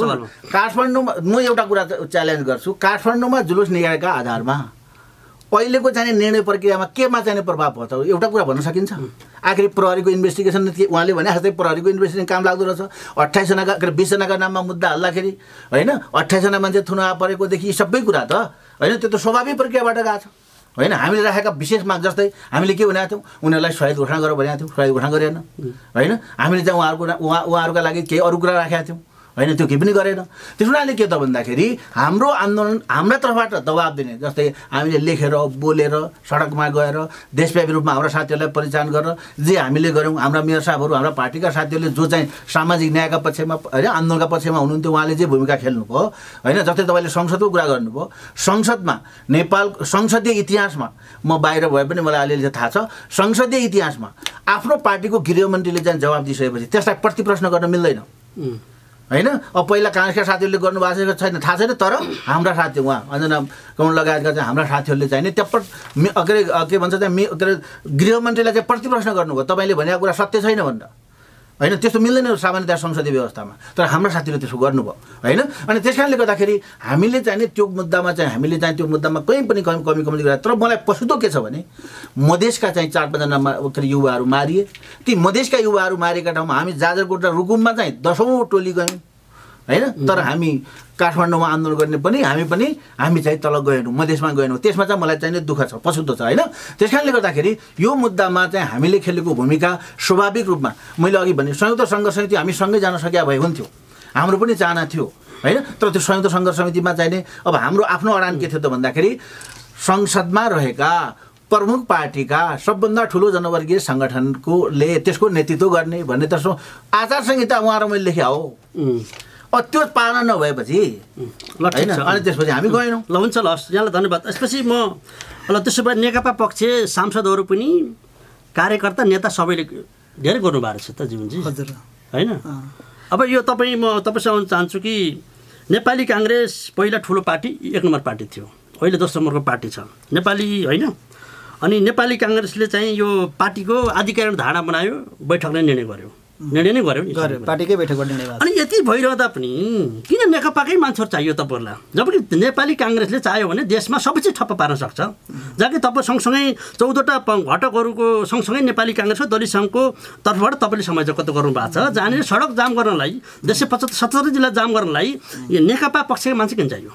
एउटा कुरा रेमजी म के स्पष्ट पार्न चाहन्छु भने हामी अत्यन्तै गम्भीर विषयमा हामी छलफलको क्रममा छौँ र यो लाखौँ दर्शकहरूले पनि हेरिरहनु भएको छ यो कार्यक्रम। म के आग्रह गर्न चाहन्छु भने नेपालमा यस्ता विशिष्ट खालका कुरीति कुसंस्कारहरू छन्। यो कुरीति र कुसंस्कार कुनै राजनीतिक दल विशेषको मात्रै समस्या होइन। यो सबै राजनीतिक दलको पनि समस्या हो, सबै नेपाली नागरिकको पनि समस्या हो र सिङ्गो देशको समस्या हो यो। त्यस कारणले गर्दा यो समस्या हल गर्नका निमित्त एउटा कुनै दल विशेषले मात्रै नेतृत्व गरेर पनि पुग्दैन भन्ने मलाई लाग्छ। सिङ्गो नेकपा 2/3 बहुमतको सरकारको नेकपा मात्रै लागेर पनि यो समस्याको हल हुनेवाला छैन। प्रमुख प्रतिपक्षी दल यहाँले भने जस्तै लागेर पनि हल हुनेवाला छैन। र यो घटनामा जसरी 6 जना हाम्रा युवाहरू मारिनुभयो, यो मारिएको घटनाप्रति चाहिँ स्वदेश मात्रै होइन विदेशमा बस्ने नेपालीहरूले पनि अत्यन्तै दुःख अनुभूति गरेको र यो घटनाले छोएको छ। सबैको मन छोएको छ, जुनसुकै पार्टी होस्। हामीलाई थाहा छैन ती भाइहरू कुन पार्टीसँग आबद्ध छन्, हामीलाई थाहा छैन त्यहाँ पीडकहरू कुन पार्टीका छन्, त्यहाँ काङ्ग्रेस पनि हुन सक्छन्। त्यो ओडामा सबै त्यहाँ चाहिँ 23 अहिले 34 जनालाई मुद्दा लागेको छ, ती सबै माओवादीकै हुन्छन् अथवा नेकपा एमालेकै हुन्छन् अथवा तपाईँ नेकपाकै हुन्छन् भन्ने जरुरी छैन नि त। त्यो घटनामा एउटा साधारण काङ्ग्रेस र भोटाल्ने मान्छे पनि परेको हुनसक्छ। त्यस कारणले यसमा मेरो त चाहिँ अब यो बसलाई कता लैजानुपर्छ जस्तो लाग्छ मलाई भने अघि हाम्रो गणेशजीले साह्रै राम्रो कुरा गर्नुभयो। अनुसन्धानमा पनि समस्या आएको छ। प्रहरी अनुसन्धानमा जब तपाईँको चाहिँ 18 जना त्यहाँ तपाईँको चाहिँ त्यो केटीको घरमा पुगेका छन्, 18 जना मध्येमा चाहिँ तपाईँको चाहिँ कति 4-5 जनालाई मात्रै प्रहरीले समातेको छ, समातेर लिएर आएको छ। कम्तीमा ती समातिएका मान्छेसँग त प्रहरीले सोध्नु पर्थ्यो नि, तपाईँहरू कतिजना आउनुभएको, कतिजना हराइरहेका छन्, कतिजना घरमा पुगेका सम्पर्कमा आएको थाहा हुनु पर्दैन थियो। कतिसम्म भएको छ भने हामीले सुनेका छौँ वडा अध्यक्षलाई त्यो डम्बर मल्ललाई समातियो, फेरि 10-12 घन्टा छोडियो अनि फेरि समातियो भन्ने पनि अहिले यो प्रतिवेदनले भन्छ। यही प्रतिवेदन तपाईँले हेर्नु होला, यो संसदीय प्रतिवेदनले पनि यही कुरा भनेको छ, मैले पढेर आएको छु। त्यस कारणले गर्दा त के हो त भने यहाँ अघि हाम्रो अत्यन्तै राम्रो कुरा गर्नुभयो मेयर साहब, भेरीको मेयर साहबले। उहाँ जुन एउटा पार्टीको एउटा जिम्मेवार नेता पनि हुनुहुन्छ, मेयर पनि हुनुहुन्छ, जनप्रतिनिधि पनि हुनुहुन्छ। उहाँले त्यो घटनालाई लुकाउनका निमित्त प्रभावित पार्ने काम चाहिँ भइसकेको थियो। यदि त्यो प्रभावित भइरहेको भएदेखि सायद आज यो अवस्था पनि आउँदैन थियो यदि उहाँले नेतृत्व नगरेको भए भन्ने जो कुरा गर्नुभएको छ यसमा सहमत छु। अर्को कुरा डाक्टरको पनि बदमासी छ त्यहाँ। जस्तो नवराजको लास चाहिँ लिएर आएर पोस्टमार्टममा ल्याइयो अनि लासहरू पत्तै लागेका छैनन्, जब अरू लास पनि लास भयो कि भएन अथवा भागेर अन्त्य लुकेको छ कि थाहा छैन। तर डिक्लेयर के हुन्छ भने 6 जनाको लास नआएसम्म हामी पोस्टमार्टम रिपोर्ट बुझाउँदैनौँ भन्नेसम्मको डाक्टरको चाहिँ भनाइ के हो त भने यो सबै घटनालाई ढाकछोप गरेर यो पीडितलाई चाहिँ न्याय नदिने, पीडकलाई चाहिँ यो घटनाबाट उम्काउने जुन एउटा चाहिँ प्रपञ्च चाहिँ रचिएको छ, यो कुन ठाउँबाट रचिएको छ, जुनसुकै ठाउँबाट रचिएको होस्, म भन्दिनँ म नेकपाका नेताहरूबाट रचिएको छ, काङ्ग्रेसका नेताबाट रचिएको छ, सरकारबाट रचिएको छ, म भन्दिनँ। जुनसुकै लेभलबाट रचिएको भए पनि यो घटनाप्रति चाहिँ हामी खेद प्रकट गर्छौँ र सम्पूर्ण देशभरिका दलित समुदाय मात्रै होइन यो न्यायप्रेमी जो यो सामाजिक रूपान्तरण अभियानमा जो लाग्नुभएको सम्पूर्ण नेपाली नागरिकलाई यो अभियानमा ऐक्यबद्धता मात्रै होइन आन्दोलनमा अगाडि बढ्नका निमित्त पनि हामी आग्रह गर्ने हो। त्यसकारणले अबको चाहिँ हाम्रो जुन यो बल चाहिँ मलाई के लाग्छ भने अब सबै पक्ष आयो या आएन आन्दोलनमा अथवा भोलि आउँछ कि आउँदैन त्यो पनि गौण कुरा हो। मलाई के लाग्छ भने जो हामी जहाँ छौँ त्यो पीडितलाई न्याय दिलाउने तर्फ हामी सबैजना एक ढिक्का भएर लाग्नु जरुरी छ भन्ने लाग्छ। सबैजनाको चासो केन्द्रीय सरकार, प्रदेश सरकार र स्थानीय सरकार मात्रै होइन सिङ्गो न्यायालय समेत लाग्नुपर्छ भन्ने मेरो मान्यता हो। सबैको चासो के थियो, देश विदेश सबै ठाउँमा रहनेको चासो के थियो भने ठुलो आन्दोलन भएन। ठुलो आन्दोलन नभएको कारणले यो इस्यु यो विषय चाहिँ ओझल्न पर्यो, नभए साँच्चै त्यो चाहे जस्तो न्याय नपाउने भने सबैको चासो थियो नि त। त्यसले गर्दा पनि सबैजना दलित समुदाय एक ठाउँ हुनुपर्छ भन्ने थियो। नेकपा पक्ष या सत्ता पक्ष आन्दोलन नआए तापनि ठुलो आन्दोलन देखाउनको लागि यदि नेपाली काङ्ग्रेसले पार्टीले नै निर्णय गरेको भने त्यसका जनवर्सेस अर्डर किन आएनन्, त्यसका पार्टीका मान्छे किन आएनन्? संसदमा बोल्ने मैले भन्नु खोजेँ अहिले पनि देख्नु भएको होला मिडियामा पनि आएका छन् होइन। हामीले सकेसम्म सबै राजनीतिक दलहरूका नेताहरू सडकमा आएर त्यहाँ बोल्नु भएको छ, मिडियाकर्मीहरू आएर सडकमा आएर बोल्नु भएको छ होइन। धेरै मिडियाकर्मीहरू सडकमा आएर भाषण गर्नु, ऋषि धमलाहरू सडकमा आएर भाषण गर्नुभयो नि, किन दलित सङ्घले सडकमा भाषण गर्नुभएको छ, यसको लागि आह्वान गर्नुभएको किन दलित सङ्घले नै एकदिन पार्टीको कार्यक्रम हुन सकेन? त्यसले होइन हामीले के चाहेका छैनौँ भने नि रेमजी म अझै स्पष्ट पार्न चाहन्छु। म नेपाली काङ्ग्रेसको केन्द्रीय सदस्य पनि र म नेपाल दलित सङ्घको तर्फबाट आन्दोलन नेतृत्व गरेको एउटा घटकको एउटा नेतृत्व भएको हुनाले म के भन्न चाहन्छु भने यो मात्रै नेपाल दलित सङ्घ र नेपाली काङ्ग्रेसको मात्रै आन्दोलन हुँदैन, यो सबै राजनीतिक सङ्गठनको चाहिँ साझा आन्दोलन हुनुपर्छ। अझै पनि भन्दैछु म त भन्छु मेरो पार्टी नेपाली काङ्ग्रेस, नेकपा भन्ने पार्टी र अन्य राजनीतिक दलहरू पनि आन्दोलनमा आउनुपर्छ, सडकमा आउनुपर्छ। आज इनफ इज इनफका चाहिँ आन्दोलनहरू सडकमा सबैले त्यहाँ ऐक्यबद्धता जनाउन हुने यो आन्दोलन किन हुन सक्दैन? एउटा अमेरिकामा एउटा काला जातिको मान्छे एउटा प्रहरीले मार्दाखेरि सारा गोरा जातिका मान्छे सडकमा छन्। आजको 21औं शताब्दीमा पनि यो समस्या चाहिँ के दलितको मात्रै समस्या हो? यहाँ त मैले के भन्ने गरेको छु भने यो आन्दोलन त दलितहरूले समुदायले जो गरेको आन्दोलन त कथित उपल्लो जातिका विरुद्धको आन्दोलन हो भन्ने बुझाइ भएको छ कि समाजमा। यो गलत बुझाइ हो। यो समस्या त सिङ्गो मुलुकको समस्या हो नि त, यो राज्यको समस्या हो नि त। अघि नै उहाँ मेयर साहबले भन्नुभयो मुलुक कता एउटा समृद्धिको एउटा बाधक भनेको नि छुवाछुत प्रथा हो भनेर जो उहाँले कोड गर्नुभयो अत्यन्तै राम्रो कुरा हो। हामी त यो मुलुकबाट अबको 5 वर्षभित्र अबको 10 वर्षभित्र यो समस्या हल गरेर हामी सिङ्गो चाहिँ हामी नेपालको जनशक्ति चाहिँ सारा समृद्धिको तर्फ जान पाइयोस् न। त्यो खोजेको हामीले त्यो हो, समतामूलक समाज बनाउने हो हामीले त। त्यसकारणले गर्दा यो नितान्त कुनै एउटा पार्टी विशेष अथवा दलित सङ्गठन विशेष अथवा एउटा नागरिक समाजको मात्रै अथवा मानवाधिकार कर्मीको मात्रै यो आन्दोलन होइन, यो सिङ्गो देशको चाहिँ एउटा समस्या हो भन्ने ढङ्गले अबको आन्दोलन अगाडि बढाउनुपर्छ भन्ने मेरो मान्यता हो। होइन त्यसो भए अब संसदीय समिति बन्यो, धेरै सरकारी या भनौँ गैर सरकारी संस्थाहरू, नागरिक समाज, पत्रकारहरू गएर रिपोर्ट फ्याक्ट फाइन्डिङ रिपोर्टहरू ल्याए र आधिकारिक रिपोर्ट नेपाल सरकारले बनाएको संसदीय समितिले ल्याएको रिपोर्ट उसले हस्तान्तरण पनि गरिसक्यो। अब यो भइरहँदा यता आन्दोलन पनि कमजोर भइसक्यो, आन्दोलन पनि हुन सकिरहेको छैन, संसदीय समितिले रिपोर्ट पनि दिइसकेका छ। अब के साँच्चै नवरात लगायतका सबै मान्छे ती हत्यामा परेका समूहहरू या ती परिवारहरूले साँच्चै पूर्ण न्याय पाउन सक्छन् त? अब त्यसको लागि के गर्ने त हामी? यो तपाईँ सबैजनाको लागि यो प्रश्न हो। संसदमा के गर्ने, अब सडकमा के गर्ने, सत्ता पक्ष र त्यसपछि गएर त्यो निकटका पार्टीका मान्छेले के गर्ने त? अब यतिकैमा हामी के अब आनन्द सन्तुष्टि भएर बस्न सक्छौँ? एउटा कुरा रेमजी म के भन्न चाहन्छु भने अब नेपालमा कस्तो एउटा संस्कार बसेको छ भने कुनै पनि एउटा जस्तै उदाहरणको लागि कुनै एउटा महिलालाई हिंसा भयो भने पनि सडकमै आन्दोलन गर्नुपर्ने, एउटा कुनै गाडी दुर्घटना भयो भने पनि त्यसलाई न्याय दिलाउनको लागि सडकमा आन्दोलन गर्नुपर्ने, एउटा बाढी पहिरो आयो त्यहाँ चाहिँ उद्धार गर्नु पर्यो भने सडकमै आन्दोलन गर्नुपर्ने, यस्तो खालको संस्कार नेपाली समाजमा अहिले पनि छ। त्यसकारणले बाध्यतावश हामीले के हो त भने साँच्चीकै भन्नुपर्दा त त्यो जुन रुकुम घटना घटिसकेपछि सिङ्गो राष्ट्र, सिङ्गो सरकार, तिनै तहको सरकार लागिसकेपछि कि हामी सडकमा आउनुपर्ने हो त? पर्दैन थियो नि त। किन मेयर, त्यहाँको जनप्रतिनिधि मेयर किन सडकमा आउनु पर्यो त? आज यो विडम्बना हो, हेर्नुहोस्, यो दुर्भाग्यपूर्ण कुरा हो। त्यसकारणले गर्दा के हो त भने आगामी दिनमा पनि हामीले चाहिँ यो आन्दोलनको विकल्प छैन रेमजी। म फेरि भन्दैछु, फेरि पनि आन्दोलन जरुरी छ। एउटा घटना म भन्छु, त्यही तपाईँको चाहिँ अब एउटा भाइले चाहिँ आत्महत्या गर्यो भन्ने छ। एउटा भाइ, त्यो पत्रकार भाइ झुन्डिएर मऱ्यो चितवनमा। रवि लामिछानेलाई पक्राउ भयो। सारा तपाईँको चाहिँ नागरिक समाज भन्नुहोस्, जनताहरू सडकमा आए। रवि लामिछाने पूर्वपक्षको लागि थुनामा नगएर त उनी चाहिँ अहिले छुटेको अवस्था छ। यो त के रहेछ त भने जनताको चाहिँ जनता पनि न्यायाधीश रहेछन् कि हेर्नुहोस्। अहिले सारा जनताहरू पनि न्यायाधीशको रूपमा अहिले काम गरिरहेका छन्। अहिले यो प्रतिवेदनले के भन्छ, यो सर्वदलीय प्रतिवेदन हो नि त। यो सर्वदलीय प्रतिवेदन के भनेको छ, जातीय भेदभावकै कारणले घटना घटेको भन्ने त प्रमाणित भयो नि त। यसले सिङ्गो हामी सत्ता पक्ष प्रतिपक्षमा एक ठाउँमा छौँ नि त यसमा। अनि यो कुरा बुझ्दै पनि किन राज्यले चाहिँ, राज्य जोसुकै होस् है, राज्यले किन कमजोरी गर्दैछ, अनुसन्धानमा किन कमजोरी भयो, प्रमाण लुकाउने काममा किन कमजोरी भयो, यी सबै कुराहरू खोज्नका निमित्त पनि अब के हो त भने आन्दोलनको विकल्प छैन। आन्दोलन जारी छ, चर्किनु पर्छ, चर्किन्छ पनि।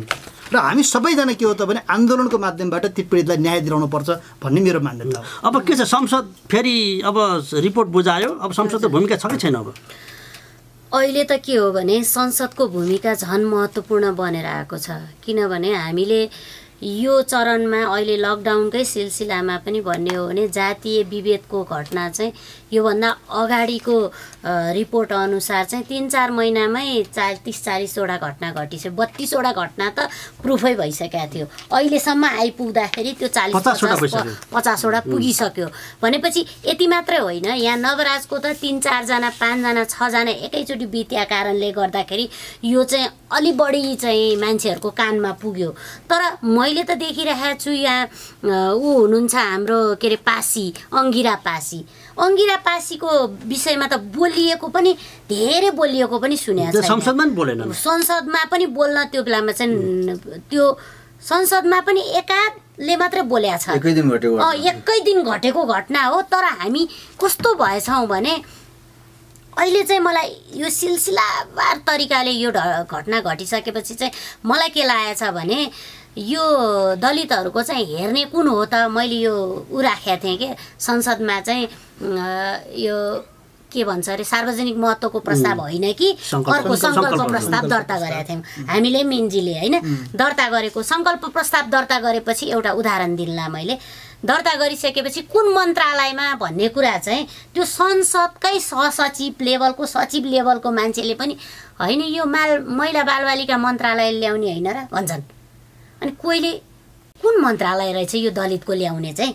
अब यो सङ्कल्प प्रस्ताव दर्ता भयो, अब जिम्मेवार मन्त्रालय कुन हो भन्ने कुरा चाहिँ त्यो तहमा बसेकाहरूलाई पनि कन्फ्युज छ भनेको भ्रम छ। अनि हाम्रै नेताहरू र मन्त्रीहरूलाई पनि भ्रम रहेछ कुन मन्त्रालयले डिल गर्ने भन्ने कुरा।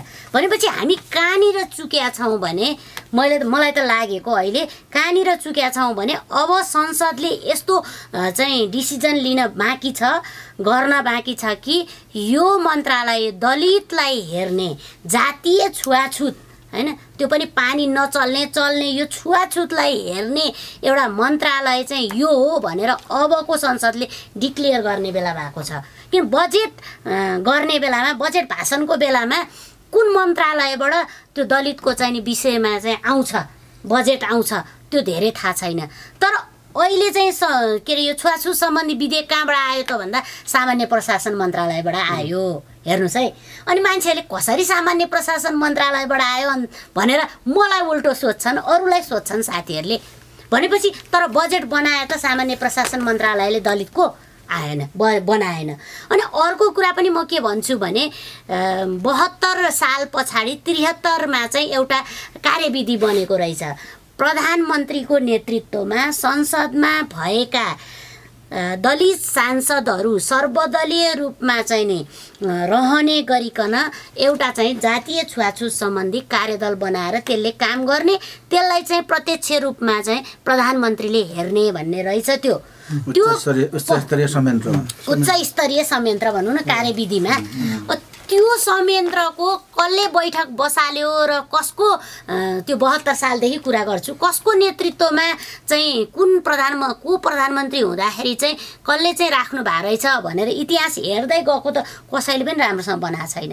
एउटा बैठक बस्या रहेछ बाबुराम भट्टराई प्रधानमन्त्री हुँदाखेरि एउटा बस्या रहेछ बाबुराम भट्टराई प्रधानमन्त्री हुँदाखेरि त्यो कन्फ्युज के हामीलाई। त्यो एउटा बस्या रहेछ, प्रचण्ड हुँदा पनि बस्या रहन्छ, झलनाथ हुँदा नि बस्या रहन्छ, अहिले केपी ओली हुँदा शेरबहादुर देउवा हुँदा कोही हुँदा बस्या रहन्छ। भनेपछि दलितहरूको त्यो संयन्त्र शुद्ध चलाउन नसक्ने हालतमा त हामी रहेछौँ नि। भनेपछि सबै घटनाको बारेमा संसद अझै तात्छ। भनेपछि मलाई भन्न खोजेको के हो भने अब हामीले त त्यहाँबाट सुरु गर्न पर्यो क्या। अब भन्दाखेरि के हो भने कार्यान्वयन गर्ने त मन्त्रालयले हो नि त। के भने संसद भनेको त कानुन बनाउने थलो हो नि त। हामी त कानुन बनाउन गएका हौँ, त्यो कानुनलाई क्रियान्वयन गर्ने थलो भनेको चाहिँ कार्यपालिका हो। त्यो कार्यपालिका भनेको सरकार हो नि त, सरकारको अङ्ग हो नि त। अब त्यो सरकारको अङ्गमा चाहिँ काम गर्ने यो दलित सङ्गठन, जातीय छुवाछुत भनौँ न, अझ दलित भन्दा नि जातीय छुवाछुतको विषयमा काम गर्ने कुन मन्त्रालयले कसरी गरिरहेको छ भन्दा हामीसँग छैन। अब त त्यहाँबाट सुरु गर्नुपर्ने भयो भनेर मलाई लागिरहेछ। अब त सदन खुल्नासाथ सुरु कहाँबाट हुन्छ त भन्दा हाम्रो मन्त्रालय डिक्लियरबाट सुरु हुन्छ अब। र अनि त्यसपछि चाहिँ नि कानुन सबै थरी त रहेछ, किन सङ्कल्प प्रस्ताव चाहियो भनेर मन्त्रालय बनाउनु पर्छ। पाउनु न, मैले के भनेको थिएँ भने कानुन मन्त्री अहिले हुनुभएको कानुन मन्त्रीले चाहिँ होइन, दलितको सन्दर्भमा त एउटा समस्या हो कि दलितको चाहिँ कानुन धेरै बन्या छ तर त्यो कानुन लागू नभएको हो। लागू गराउनको निमित्त चाहिँ सार्वजनिक महत्त्वको प्रस्ताव चाहिँ नि जारी गरेर छलफल गरे हुन्छ मान्यज्यू। यो सङ्कल्प प्रस्ताव भने चाहिँ कानुन बनाउनको निमित्त हो नि त, कानुनै बनाएर लागू गर्ने हो। त्यसकारणले गर्दा यो सङ्कल्प प्रस्ताव चाहिँ चाहिँदैन दलितहरूको सन्दर्भमा भनेर बहस भएको थियो। मैले दर्ता गराउने बेला मैले के भने सङ्कल्प प्रस्तावै चाहिन्छ, यो छलफल गराएर हुँदैन। जस्तो अहिलेकै कुरा गरौँ न, मन्त्रालय कुन मन्त्रालयले हामीलाई हेरेको छ त? बजेटमा यत्रो चाहिँ नि हामीले चाहिँ के उत्पादनको कुरा गरिराखेका छौँ, यति धेरै बजारको कुरा गरिराखेका छौँ, परम्परागत सिपको कुरा गरिराखेका छौँ, आत्मनिर्भर अर्थतन्त्र भएन भनेर चिच्याइराखेको छ यो सरकार। अघि मेयर साहबले भन्नुभयो नि त हैन, यो हामीलाई दलितहरूलाई यो छुवाछुत गर्ने र यसरी पछाडि राख्ने र मान्छे बीचमा विभाजन भएपछि त यो सिङ्गो राष्ट्र नै समृद्ध बन्दैन भन्नुभयो नि उहाँले। कस्तो मजाले भन्नुभयो हो। त्यहाँनिर म यहाँ परम्परागत सिप जोड्छु मैले यहाँनिर भनेपछि त हाम्रो परम्परागत सिप उत्पादकत्व बढाएको र त्यो बेलामा भनौँ न आजभन्दा 50-60 वर्ष अगाडि चाहिँ हामी एक स्तरको आत्मनिर्भर थियौँ रे नेपालमा। पाउनु नि किन रहेछ भन्ने कुरामा चाहिँ कहाँनिर आएर जोडिन्छ त भन्दा त्यो बेलामा जुत्ता सिउने सार्की समुदायले जुत्ता सिउँथे, अनि कामी समुदायले भाँडा बनाउँथे, अनि त्यसपछि परियार समुदायले चाहिँ लुगाहरू सिउनुहुन्थ्यो। भनेपछि त यो सबै काम त हामी वरपर हामीले गरिदिइराखेका रहेछौँ र पो अर्थतन्त्र जोगिया रहेछ त। अब यो अर्थतन्त्र धराशायी भयो भने के हो त भन्दा बिस्तारै चाहिँ दलितको पेसा पनि खोसिँदै गयो। बिस्तारै चाहिँ दलितको पेसा खोसिँदै जाने क्रममा चाहिँ के हो त भन्दा उहाँहरूलाई समृद्ध बनाउनुको सट्टा अनि बाहिरबाट सामान झिकाउन थाले।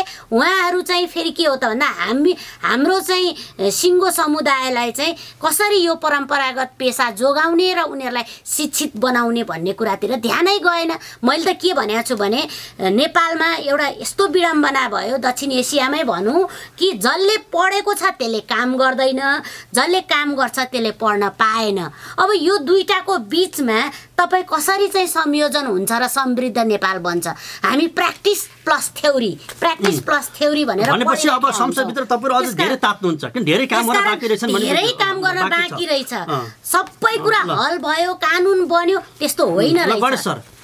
अब संयुक्त दलित राजनीतिक सङ्घर्ष समितिले आन्दोलन चर्काउने भनिरहेको होइन। अब किनभने यतिले नै नवरात लगायत सबै घटनाले न्याय पाउँदैन भन्ने भइसक्यो यो सबै छलफल सुन्दा पनि। अब यो सत्ता पक्ष र नेकपा पक्ष, दलित नेता कार्यकर्ताहरू र सङ्गठनको भूमिका के हो? अब संयुक्त रूपमा आन्दोलनमा आउने हो या छुट्टै आन्दोलनमा जाने हो या यति नै भयो न्याय पुग्छ भन्ने के हो तपाईँहरूको धारणा? होइन, धन्यवाद सर। होइन, मैले अघि पनि भने जीवन मान्यज्यूले पनि भन्नुभयो यो जातपात र जातीय विभेद र छुवाछुत विरुद्धको आन्दोलन चाहिँ कुनै पार्टी विशेषको कुनै सत्ता परिवर्तनको आन्दोलन होइन। यो चाहिँ सामाजिक रूपान्तरणको आन्दोलन हो, सांस्कृतिक रूपान्तरणको आन्दोलन हो। त्यस कारणले तपाईँलाई थाहा छ चाइनामा त्यत्रो ठुलो परिवर्तन भइसकेपछि त्यहाँ फेरि सांस्कृतिक क्रान्ति अर्को गर्नु पर्यो होइन। त्यस कारणले गर्दाखेरि नेपालको सन्दर्भमा यद्यपि सांस्कृतिक र चाहिँ राजनीतिक आन्दोलन हामीले सँगै गऱ्यौँ भन्ने हाम्रा नेताहरूको दाबी छ र हामीले चाहिँ झन्डै चाहिँ 75 वर्ष लगाएर चाहिँ सामन्तवाद ढाल्यौँ। अब चाहिँ हामी जाने के अरे पुँजीवादी आन्दोलनमा अगाडि बढेका छौँ भन्ने खालको हाम्रो निष्कर्ष छ। यस कारणले गर्दाखेरि यो समस्या हल गर्ने कुरा भनेको यो समस्या भने त आफ्नै विरुद्धमै लड्ने कुरा हो। होइन। यो कुनै अब अघि उहाँले भने जस्तै हामी सबैले पनि निष्कर्ष निकाल्यौँ राज्यका तर्फबाट होइन, पार्टीहरू जो सरकारमा छन् त्यसमा पनि हाम्रो त कम्युनिस्ट पार्टीका नेताहरू होइन। अब कम्युनिस्ट पार्टीले यस्ता घटना त देख्नै नहुनुपर्ने हो होइन। उयो प्रहरीले मापसी लगाएर चाहिँ मलाई चेक गरे जस्तै जाने फटाफट जाने कारवाही गर्नुपर्नेमा यो चाहिँ उल्टै जाने प्रहरी प्रभावित हुनुपर्ने, प्रशासन प्रभावित हुनुपर्ने, डाक्टर प्रभावित हुनुपर्ने होइन, वकिल प्रभावित हुनुपर्ने, अब यो सबै चाहिँ संरचना प्रभावित हुनुपर्ने जुन दुर्भाग्य भयो होइन। राज्यका तर्फबाट सरकारका तर्फबाट तपाईँले अघि भन्नुभयो विज्ञप्ति निकाल्दाखेरि पनि हाम्रा नेताहरूले 10 गते घटना घट्यो, यो विज्ञप्ति तपाईँको 21 गतेको होइन, जुन तपाईँले अघि देखाउनु भएको विज्ञप्ति हो त्यो 21 गतेको विज्ञप्ति हो होइन। प्रधानमन्त्रीज्यूले चाहिँ 21 गते एउटा विज्ञप्ति जारी गर्नुभयो, त्यसमा चाहिँ रुकुम घटनाका विषयमा बोल्नु भएन होइन, त्यसमा शब्द पनि राख्नु भएन। अनि अब तर पनि चाहिने के त भन्दाखेरि अब पार्टीले अब नीतिगत रूपमा चाहिँ जातीय छुवाछुत भेदभावका विरुद्धमा उसको आफ्नो स्थापनाकालदेखि लड्दै आएको जनयुद्धमा त झन् अब माओवादी साथीहरूले त त्यसैमा चाहिँ अब क्रान्ति गरेर आउनुभएको हुनाले सैद्धान्तिक रूपबाट वैचारिक रूपबाट क्वेसन गर्ने ठाउँ छैन। तर व्यवहारमा चाहिँ हामी सत्तामा हुँदाखेरि हामीले जे देखाउनु जस्तै रुकुम जनयुद्ध गरेको ठाउँ, जनयुद्धको जननी भएको ठाउँमा होइन, तर पनि त्यो सांस्कृतिक रूपान्तरणको पक्ष त फेरि छुन सकेका छैन। त हामी त सत्ताको परिवर्तनको मात्र अलि बढी महत्त्व भएछ। यो कुरालाई हृदयाङ्गम गरेर हामीले अब त्यो मुद्दालाई चाहिँ अगाडि जाने। अब त्यसै अघि जीवन मान्यज्यूले भने जस्तै जीवन मान्यज्यूको पार्टी अथवा नेपाली काङ्ग्रेसमा पनि कतिपय मान्छेले के को यो यत्रो चाहिँ हाम्रो पार्टीको केन्द्रीय सदस्य भइसक्यो फेरि दलितको कुरा के उठाएको होला भनेर उहाँलाई पनि कतिपय मान्छे भन्दा हुन् होइन। हिजो अस्ति हाम्रो सङ्गठन हाम्रो चाहिँ अनिरा सुबेको अध्यक्ष ऐन महलले यो जनै भनेको चाहिँ यो जातीय विभेद र छुवाछुतको चाहिँ सीमारेखा हो, त्यस कारणले जनै लाउन बहिष्कार गरौँ, यसको विषयमा नयाँ बहस गरौँ भनेर एउटा स्टाटस लेख्नु भयो। उनकै समकालीन युवाहरूले चाहिँ हामी तिम्रो विद्यार्थी सङ्गठन छोडिदिन्छौँ त्यसो भयो भनेर कमेन्ट गरेर देखाएको थियो मैले होइन। त्यस कारण यो जुन संस्कार छ यसका विरुद्धमा लड्नुपर्छ। अब जहाँसम्म चाहिँ संयुक्त मैले अघि भने संयुक्त रूपमा हिजो चाहिँ संयुक्त जनआन्दोलन गरेर चाहिँ अब कुनै बेला संयुक्त हुन सक्छ न। अब हिजो भनौँ न हिजो चाहिँ काङ्ग्रेससँग चाहिँ कम्युनिस्टहरू मिल्नु हुँदैन भन्ने चरण पनि थियो कुनै बेला होइन।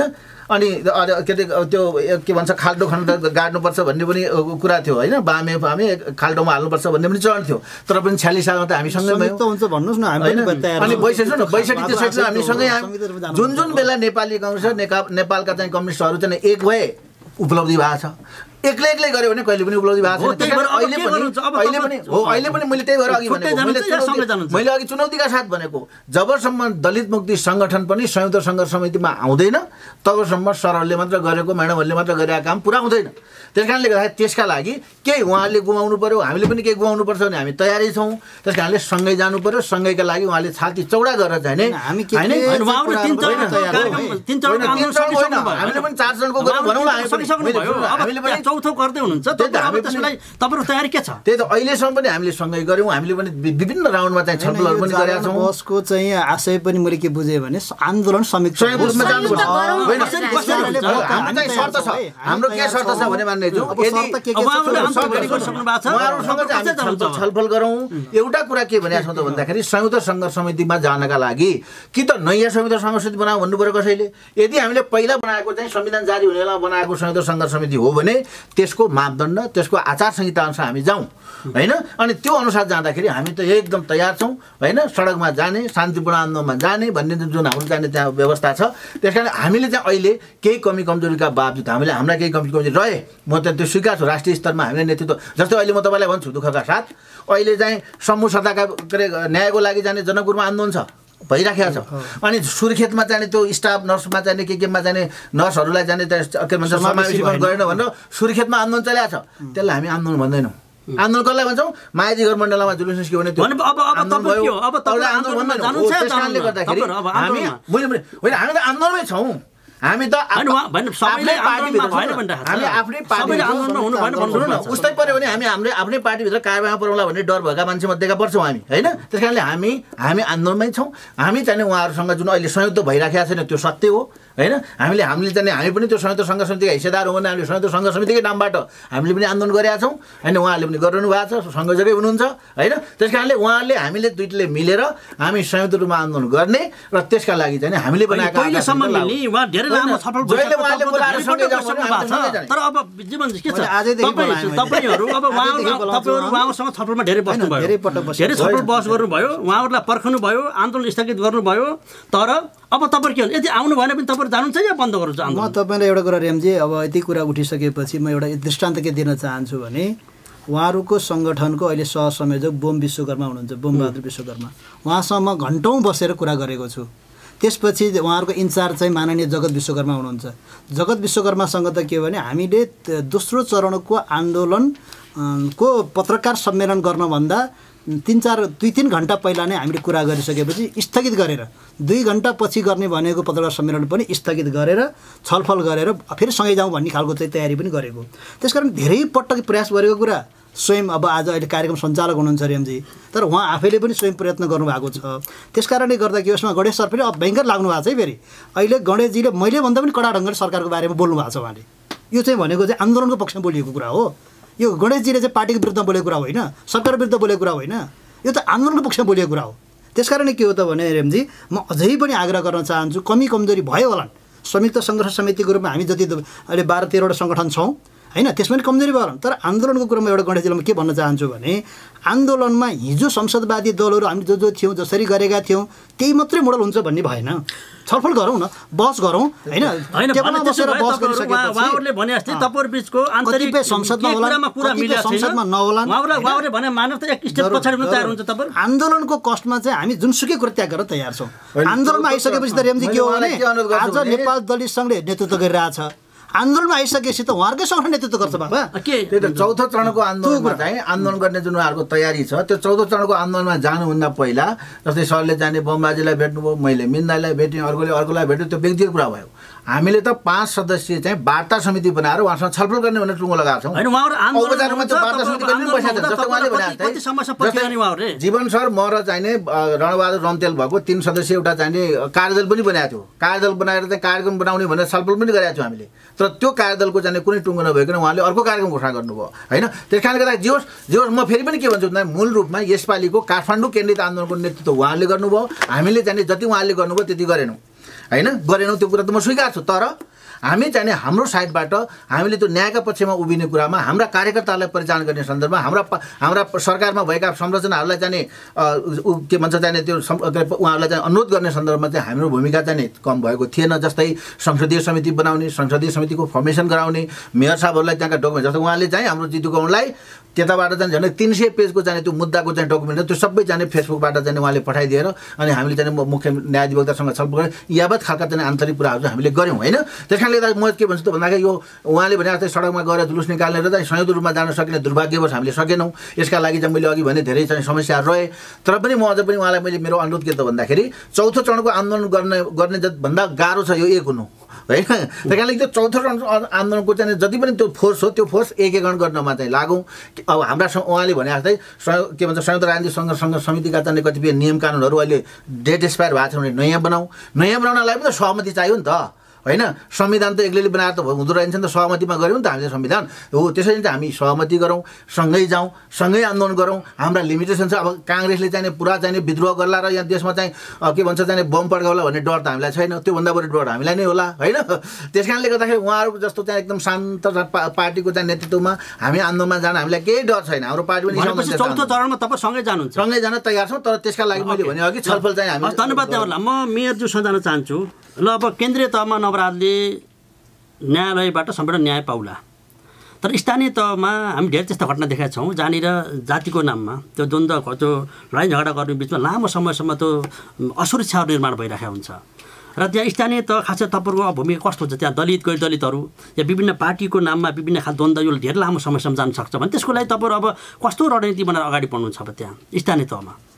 अब सर्वप्रथम त अब हाम्रो स्थानीय तहहरू अथवा अहिलेको संविधानमा व्यवस्था गरे बमोजिम हाम्रो भेरी नगरपालिका आफैमा एउटा चाहिँ स्थानीय सरकार हो।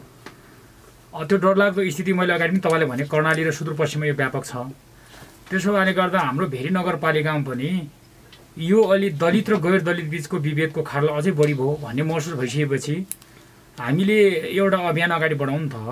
हाम्रो पालामा जति जान सकिन्छ हामी अगाडि लैजाउँ। भोलि आउने पुस्तालाई पनि यसले थप बल प्रदान गर्दै एउटा समय खण्डमा यो एउटा चाहिँ यात्रा कम्प्लिट हुन्छ भन्ने सोचका साथ हामीले यो जातीय विभेद विरुद्धको एउटा अभियान पनि भेरी नगरपालिकाले सञ्चालन गरेका छ र पोहोर साल नगरसभाबाट नै बजेट चाहिँ व्यवस्थापन गरेर अगाडि बढाएको छ स्थानीय सरकारले, जो सीमित साधन स्रोतको बावजुद पनि। र अहिले पनि हामीले चाहिँ बजेट त्यसमा एलोकेसन गरेका छौँ। त्यसका निम्ति सूचकहरू तयार पार्ने र हामी मेरो 13वटा वडा छ, अब सबै 13वटा वडामा व्यापक ढङ्गले लाग्ने भन्ने किसिम त्यो तयारीमा हामी अगाडि बढेका छौँ। त्यसो भएकोले गर्दा सबैभन्दा त पहिला अब यहाँ चाहिँ हाम्रो केन्द्रीय नेतृत्वगणहरू हुनुहुन्छ। मलाई लागेको कुरा के हो भने यहाँनिर अब सोची घटना उच्च स्तरीय संसदीय समितिको त्यो जुन रिपोर्ट आएको छ त्यो मैले पनि अध्ययन गरेँ। त्यसको निष्कर्ष र 24वटा पोइन्टमा यसको निष्कर्ष र 24वटा पोइन्टमा सिफारिस पनि उल्लेख गरेको छ है।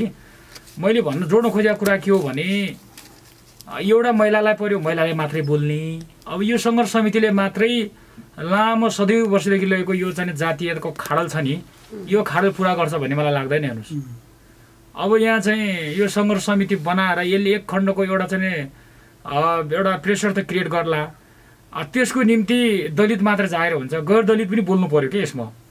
महिलाको इस्युमा महिलाले मात्र बोल्ने यो अपुरो हुन्छ, यो अल्झिने कुरा मात्र हुन्छ भन्ने मलाई लाग्छ। त्यसो भएले गर्दा संविधानले त अब यहाँको मौलिक प्रस्तावनादेखि लिएर धारा 24, धारा 19, धारा 40 अध्ययन गर्ने हो पनि प्रशस्त मूल कानुनमै व्यवस्था गरिदिएको छ र त्योभन्दा अन्य ऐनहरू बन्न बाँकी नै छ होइन। त्यो फास्ट ट्र्याकबाट जानु पर्थ्यो, त्यो भइरहेको छैन होइन। त्यसो भएले गर्दा यहाँ जसलाई पर्यो उसैको उही समुदाय मात्र ताप्ने, यहाँ त 125वटा जाति छ नि त होइन। त्यसो भएले गर्दा यो कता कता हामी यहाँ चाहिँ के पुगेको छैन, यो कुरामा हामी मसिनो ढङ्गले अध्ययन गरेर लाग्न जरुरी नै हुन्छ। त्यसो गर्दा मैले भनेको छु अब यो नवराजलाई अहिले बेसिकल्ली अहिले आज जुन प्रसङ्गमा हामी यहाँ छौँ, अब हामीले एक तहको ठुलो सङ्घर्ष गरेर अहिले चाहिँ सम्पूर्ण पल्ला अब सम्पूर्ण बल भन्छ नि बल न्यायपालिका कोर्टमा हामीले छोडेका छौँ होइन। अहिले न्यायपालिकामा पूर्वपक्षमा अहिले उनीहरू जेल चलान भएका छन् होइन।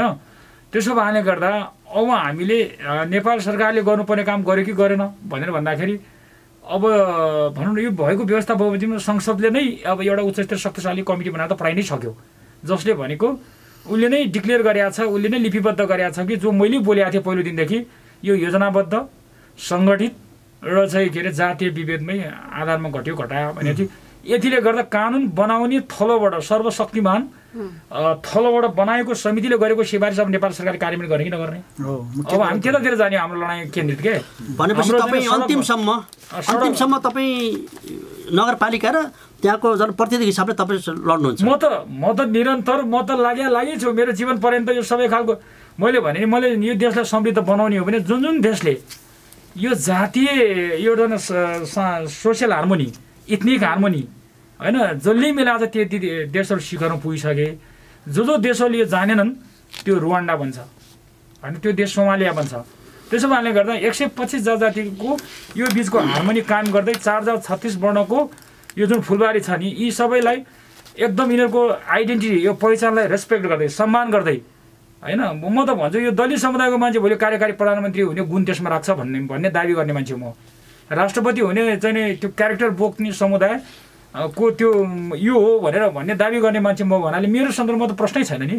म त निरन्तर यो जीवन पर्यन्त त्यही भएले म नेपाल कम्युनिस्ट पार्टी भनौँ न एउटा दल, यो दलबाट यहाँबाट समुदाय हुन्छ भनेर मैले विश्वास गरेर म राजनीतिमा हात हालेँ मान्छे। हजुर यहाँलाई धन्यवाद दिन चाहन्छु। अब हामी कार्यक्रमको अन्त्यमा आउँदैछौँ र अब खास गरी सिङ्गो दलित समुदाय आममा यो मानव समुदायले खास गरी यो घटनालाई प्रत्यक्ष हेरिरहेका छन्, सुनिरहेका छन् र अब साँच्चै नवराजले कस्तो न्याय पाउँछ र नवराज सँगसँगै सिङ्गो दलित समुदायले कसरी न्याय पाउँछन् भन्ने सबैको चासोको गुनासो कुरा छ। अब यसमा यहाँहरूको अन्तिममा खास के छ, अब भनौँ सत्ता पक्ष र नेकपा पक्षको तर्फबाट अब त्यो सबै जुन जनगुनासो तपाईँको निवारण गर्नलाई चाहिँ कस्तो भूमिका रहन्छ तपाईँहरूको अन्तिममा प्रतिबद्धता के हुन्छ?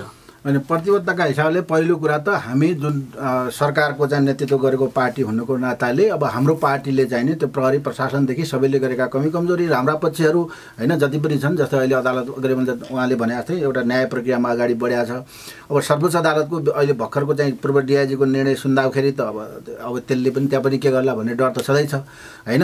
अब त्यसमा पनि गुनासो छ, त्यसमा पनि हाम्रा पार्टीका होइन युवा नेता भनिएका एकदम चाहिँ काठमाडौँमा चाहिँ चस्मा लाएर आन्दोलन गर्नुपर्ने साथीहरू अधिकांश रोडमा आउनुभयो, तर त्यही रुकुम पश्चिमका घटनामा उहाँहरू कोही पनि आउनु भएन होइन। त्यसमा चाहिँ दलितहरू खै कहाँ गए ती दलितहरू भनेर हामीलाई उसले प्रश्न गर्नुभयो, हाम्रै नेता साथीहरूले होइन। उनीहरूप्रति पनि चाहिँ अब हामीले चाहिँ सच्याउनु पर्ने छ, त्यहाँ पनि लड्नुपर्ने छ एउटा लडाइँ त।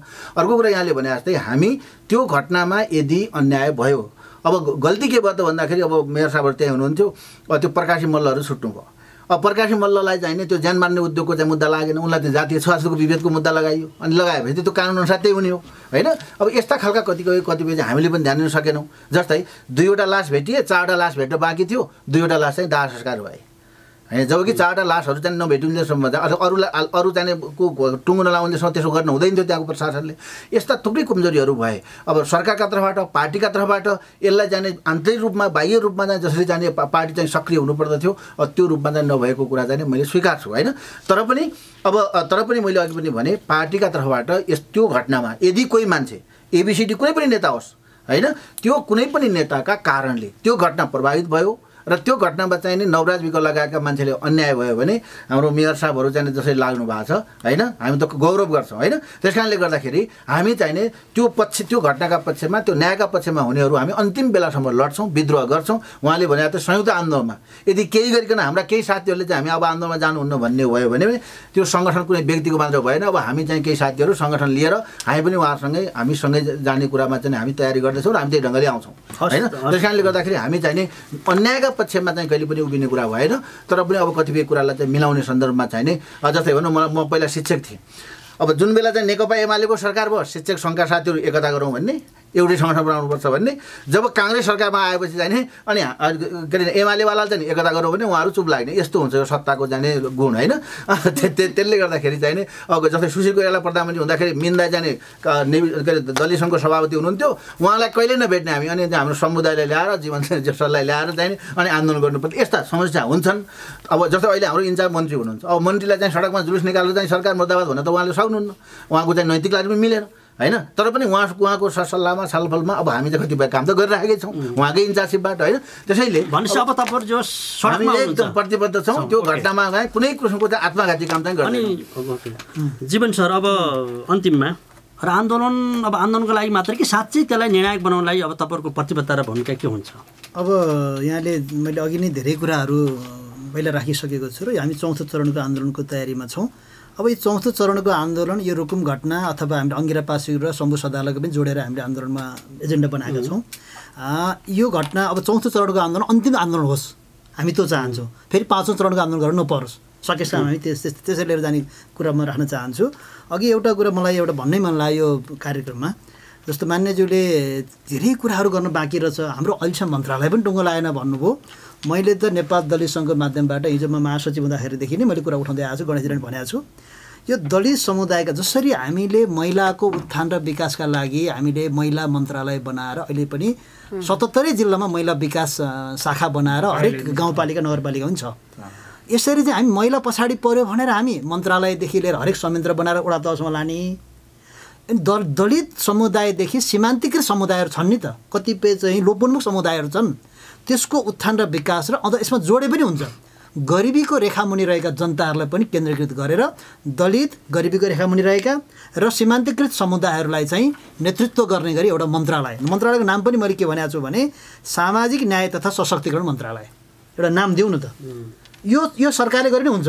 म मान्यज्यूहरूलाई भन्छु, सत्तापक्षी मान्यज्यूहरूलाई, यो सरकारले बरु एउटा मन्त्रालय घटाएर के मन्त्रालय बढाउन मिल्दैन भने बरु घटाएर भए पनि मर्ज गरेर भए पनि एउटा सामाजिक न्याय तथा सशक्तिकरण मन्त्रालय बनाएर अबको 20 वर्षभित्र हामी सबै समस्या हल गर्छौँ, 10 वर्षमा हल गर्छौँ भन्ने ढङ्गले जानुपर्छ भन्ने लाग्छ। हाम्रो मित्र राष्ट्र भारतमा पनि चाहिँ झन्डै 20 करोडको हाराहारीमा दलित समुदाय छ, त्यहाँ छुट्टै मन्त्रालय छ, सामाजिक न्याय मन्त्रालय छ, त्यहाँ छुट्टै तपाईँको चाहिँ आयोग छ। आयोगमा चाहिँ पूर्व प्रधान न्यायाधीशहरू तपाईँको त्यहाँ अध्यक्ष भएर काम गरेका छन् इन्डियामा। भने यो हामीले नेपालमा किन गर्न हुँदैन? राम्रो कुरा त कतिपय देशको कपी गर्दा पनि के फरक पर्दैन। त्यस कारणले गर्दा यो कामतिर जानुपर्छ भन्ने मलाई लागेको छ एउटा कुरा।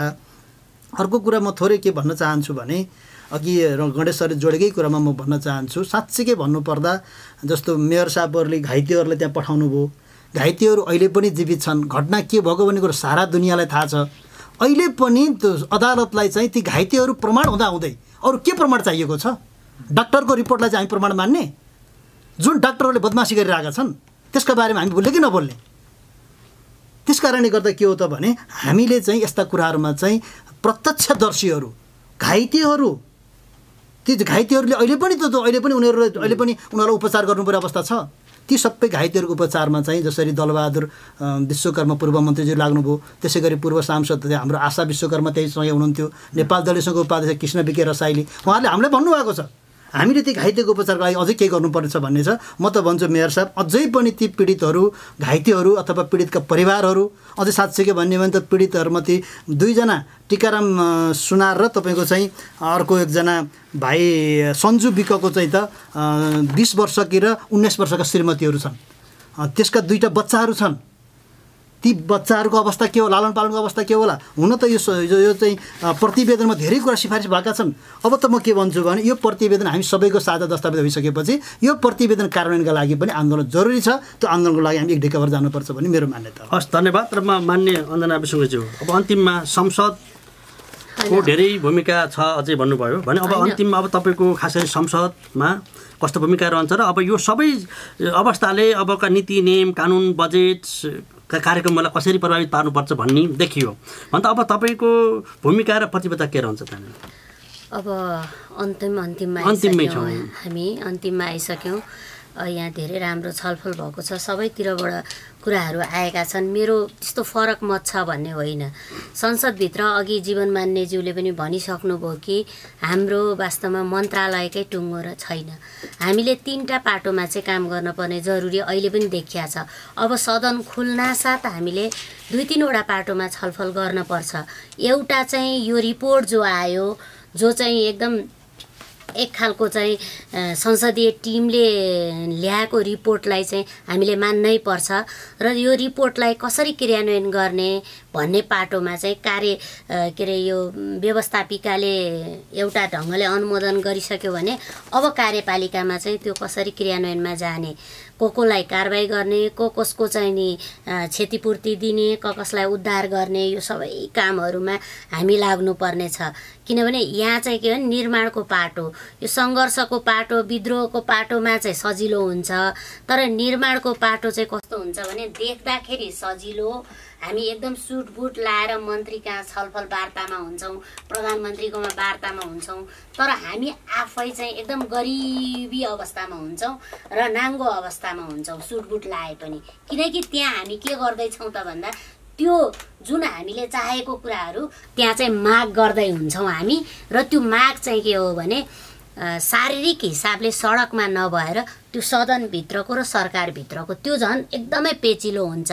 त्यहाँ चाहिँ मुडे बलले काम गर्दैन, त्यहाँ चाहिँ एक खालको तर्कले काम गर्छ, एक खालको सत्यताले काम गर्छ, एक खालको चाहिँ नि त्यहाँ तथ्यले काम गर्छ। त्यसकारणले गर्दा त्यो झन् जटिल हुन्छ। त्यो प्रक्रियामा अब हामी लाग्नुपर्ने हुन्छ। अर्को चरण भनेको चाहिँ हामीले यो हुनुको कारण के हो त, अहिलेसम्म यो चाहिँ घट्दै नघट्नुको कारण के हो त? अनि हामीले बनाएका छौँ, संविधान बनायौँ, धारा 40 बनायौँ, त्यसमा चाहिँ हामीले यो फन्डामेन्टल राइट्स भनेको यो मौलिक अधिकारलाई हामीले प्रयोग गर्ने भन्यौँ हामीले, तर त्यसलाई क्रियान्वयन गर्ने वास्तवमा सरकारै त हाम्रो कुन मन्त्रीले क्रियान्वयन गर्ने भन्ने नै हाम्रो चाहिँ लथालिङ्ग रहेछ भनेपछि त हामी त जहाँ जे गर्नुपर्ने काम हो त्यो नै हामीले गर्न चुकाएका रहेछौँ नि त। अब त्यो गर्ने ठाउँमा हामी लाग्नेछौँ। अबको सदन खुल्नासाथ हामीले त्यो गराउनु पर्नेछ।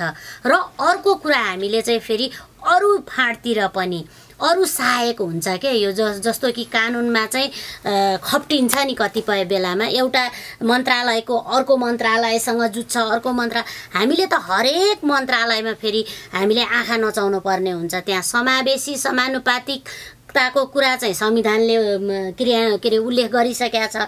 अब त्यसलाई लागू गराउनको निमित्त चाहिँ फेरि हरेक ठाउँमा छलकपट भइराखेको छ।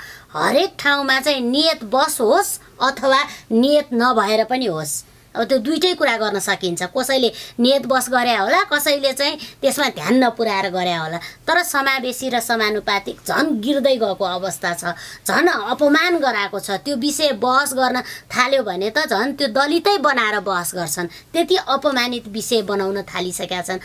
अब यसमा हामीले पार्टीभित्र, पार्टी बाहिर, सदनभित्र, सरकारसँग हरेक लबी गर्नुपर्नेछ। त्यसकारण यो सबै गर्नलाई एउटा दलले मात्रै हुँदैन। विगतमा चाहिँ के हो भने संसदभित्र ककस थियो, महिला ककस थियो, दलित ककस थियो, जनजाति ककस थियो। त्यसो भनेपछि त्यो ककसले चाहिँ एउटालाई नेतृत्व बनाएको थियो। त्यो संस्थागत भएको कारणले गर्दा कुनै नयाँ इस्यु आयो कि सबै पार्टीका मान्छे चाहिँ आफ्नो ककसमा बसेर नीति निर्माण गर्थे, दबाब दिन्थे, मन्त्रालयमा दबाब दिने हो कि कानुन बनाउने ठाउँमा दबाब दिने हो कि त्यो प्रक्रिया चाहिँ कस्तो भने सलल्ल बगेको थियो। त्यसमा चाहिँ एउटा नीति विधि बनाएपछि हाबी हुँदैन क्या, व्यक्ति हाबी हुँदैन। जब नीति विधि बन्दैन नि त्यसपछि व्यक्ति हाबी हुन्छ। किन त भन्दा नीति विधि नबनेपछि अब पहल गर्ने जो एउटा हुन्छ नि त्यसलाई चाहिँ भगवान बनाइदिन्छन्। विद्रोही पक्षले भगवान बनाइदिन्छन्, उताको चाहिँ सरकार पक्षले राक्षस बनाइदिन्छन्। भनेको यसले चाहिँ जहिले पार्टीभित्र चाहिँ फरक खालको काम गरी यसले चित्त नबुझ्ने काम गरी भन्छन्। त्यस कारणले गर्दा यो नहुनको निमित्त त विधि बनाउनु पर्ने रहेछ। आज त्यही विधि बनाउन हामी सकिराखेका छैनौँ। पहिलो त विधि बनाउन पनि गर्नुपर्छ भनेर हामीले केही होमवर्कहरू पनि गरेका थियौँ भित्रभित्र, यो ककसलाई चाहिँ अब फेरि जिउँदो पार्नुपर्छ भनेर। तर त्यसमा हामी सफल भएका छैनौँ अझै पनि। यसैले गर्दाखेरि एउटा विधि नीति बनाउन काममा लाग्नुपर्नेछ। अर्कोतिर फेरि हामी टुटेफुटेका मनहरूलाई फेरि एकजुट बढाउनु पर्नेछ। अर्कोतिर फेरि हामीले चाहिँ कार्यान्वयनको पाटोलाई चाहिँ एक ढङ्गले चाहिँ सबैतिर लैजानु पर्नेछ र बनेका कानुनलाई पनि क्रियान्वयन गराउनलाई चाहिँ दबाब दिनुपर्नेछ। भनेपछि धेरै गाह्रो चिजहरू छन्, त्यस्ता धेरै पक्षहरू छन् संसदमा जो हामीले गर्नुपर्छ, जो सडकमा उत्रेर हुँदैन। अब मेरो कुरा के हो भने सडकमा उत्रेर हुने साथीहरू, त्यहाँभित्र नहुने साथीहरूले सडकबाट काम गरौँ हैन, बाहिरबाट काम गरौँ।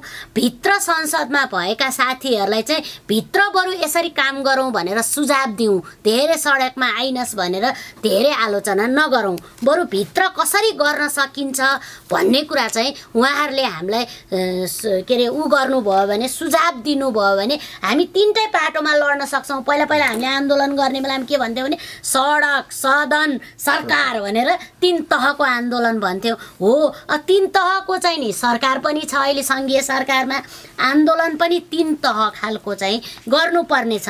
त्यसकारण त्यो तीन तहकै आन्दोलनको संयोजन गर्दा कसैलाई सडकको नेता बनाउनु पर्ने हुन्छ, कसैलाई सदनको नेता बनाउनु पर्ने हुन्छ, कसैलाई सरकारको नेता बनाउनु पर्ने हुन्छ। हाम्रो विडम्बना के भयो भने सडकको नेता बनाउनु पर्नेलाई सदनको नेता बनाउन थाल्दिने, सदनको नेता बनाउनु पर्नेलाई सडकको नेतातिर झार्दिने, सरकारको नेता बनाउनु पर्नेलाई फेरि सङ्घर्ष समितिको संयोजक बन्न आउँछस् भन्ने यो गज्याङ मज्याङ पाराले पनि हाम्रो काम भइरहेको छैन। अब हामीले यो तिनटैलाई चाहिँ सेट सिक्वेन्समा सिरियसली चाहिँ काम गरेर गयौँ भने अवश्य पनि हामी सफल हुन्छौँ। हाम्रो यात्रा अझै पनि हामीले टुङ्गोमा पुर्याएको छैनौँ। अनन्त त भन्दिनँ म, अनन्त भन्ने त हुँदैन, तर कठिन छ।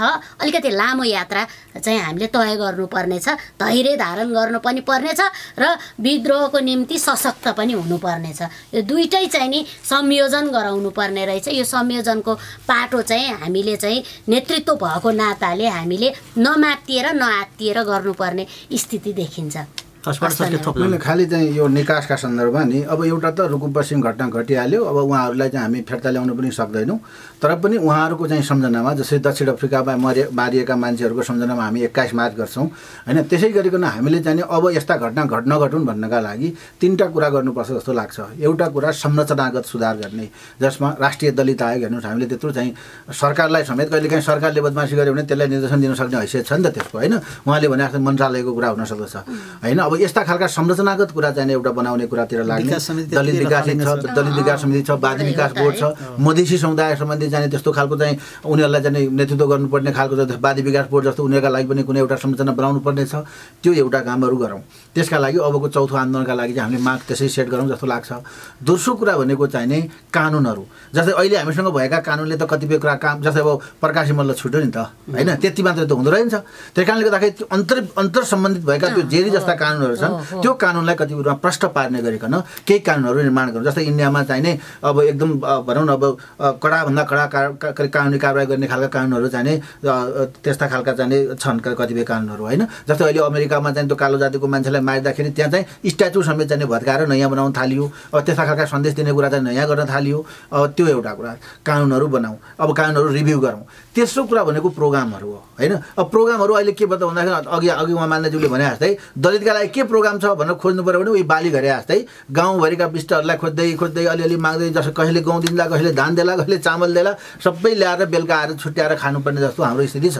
अब दलितको भन्यो समाज कल्याण मन्त्रालयमा छैन। अनि त्यसपछि कहाँ गयो? त्यहाँ समाज कल्याण महिला बालबालिका तथा ज्येष्ठ नागरिक भन्ने 3टा प्रश्न छ होइन।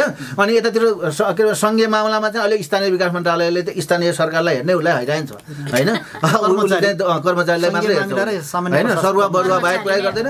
अब दलितको कुरै छैन होइन। त्यसले गर्दाखेरि के त भन्दाखेरि स्किमहरू दलित समुदायका लागि अब जातीय जस्तै अब ती 12 जना भाइ बहिनीहरूलाई चाहिँ नि अथवा उनका चाहिँ घर परिवारका मान्छेलाई चाहिँ के दिनु परेन, खालि चाहिँ 10 लाख रुपियाँ दिएर चाहिँ पुरस्कार दिए जस्तो गर्ने हो होइन। उनीहरूको लागि त उनीहरूको चाहिँ जीवन कसरी चल्छ, जीवनभरि उनीहरूले चाहिँ आफूलाई चाहिँ सुरक्षित कसरी भएर बस्छन्। भोलि त के हुने भयो त भन्दाखेरि अहिले 18 जना गए, भोलि के अरे 20-30 जना मान्छे चाहिँ कतै 8-10 जना मान्छे कतै घुम्न गयो भने त्यसै गरिकन मारिदिन सक्छन् अब त होइन। त्यो एउटा असुरक्षाको कुरा पनि छ। त्यस कारणले गर्दा यस्तो कुरालाई अलिकति स्किमहरू पनि राज्यका तर्फबाट दलित समुदायका लागि घोषणा गरेर अगाडि जानुपर्ने त्यो भनेको उहाँले भने जस्तै 10 वर्षको पिरियड राखे। जस्तो अहिले SDG भनेर 2030 सम्म छ।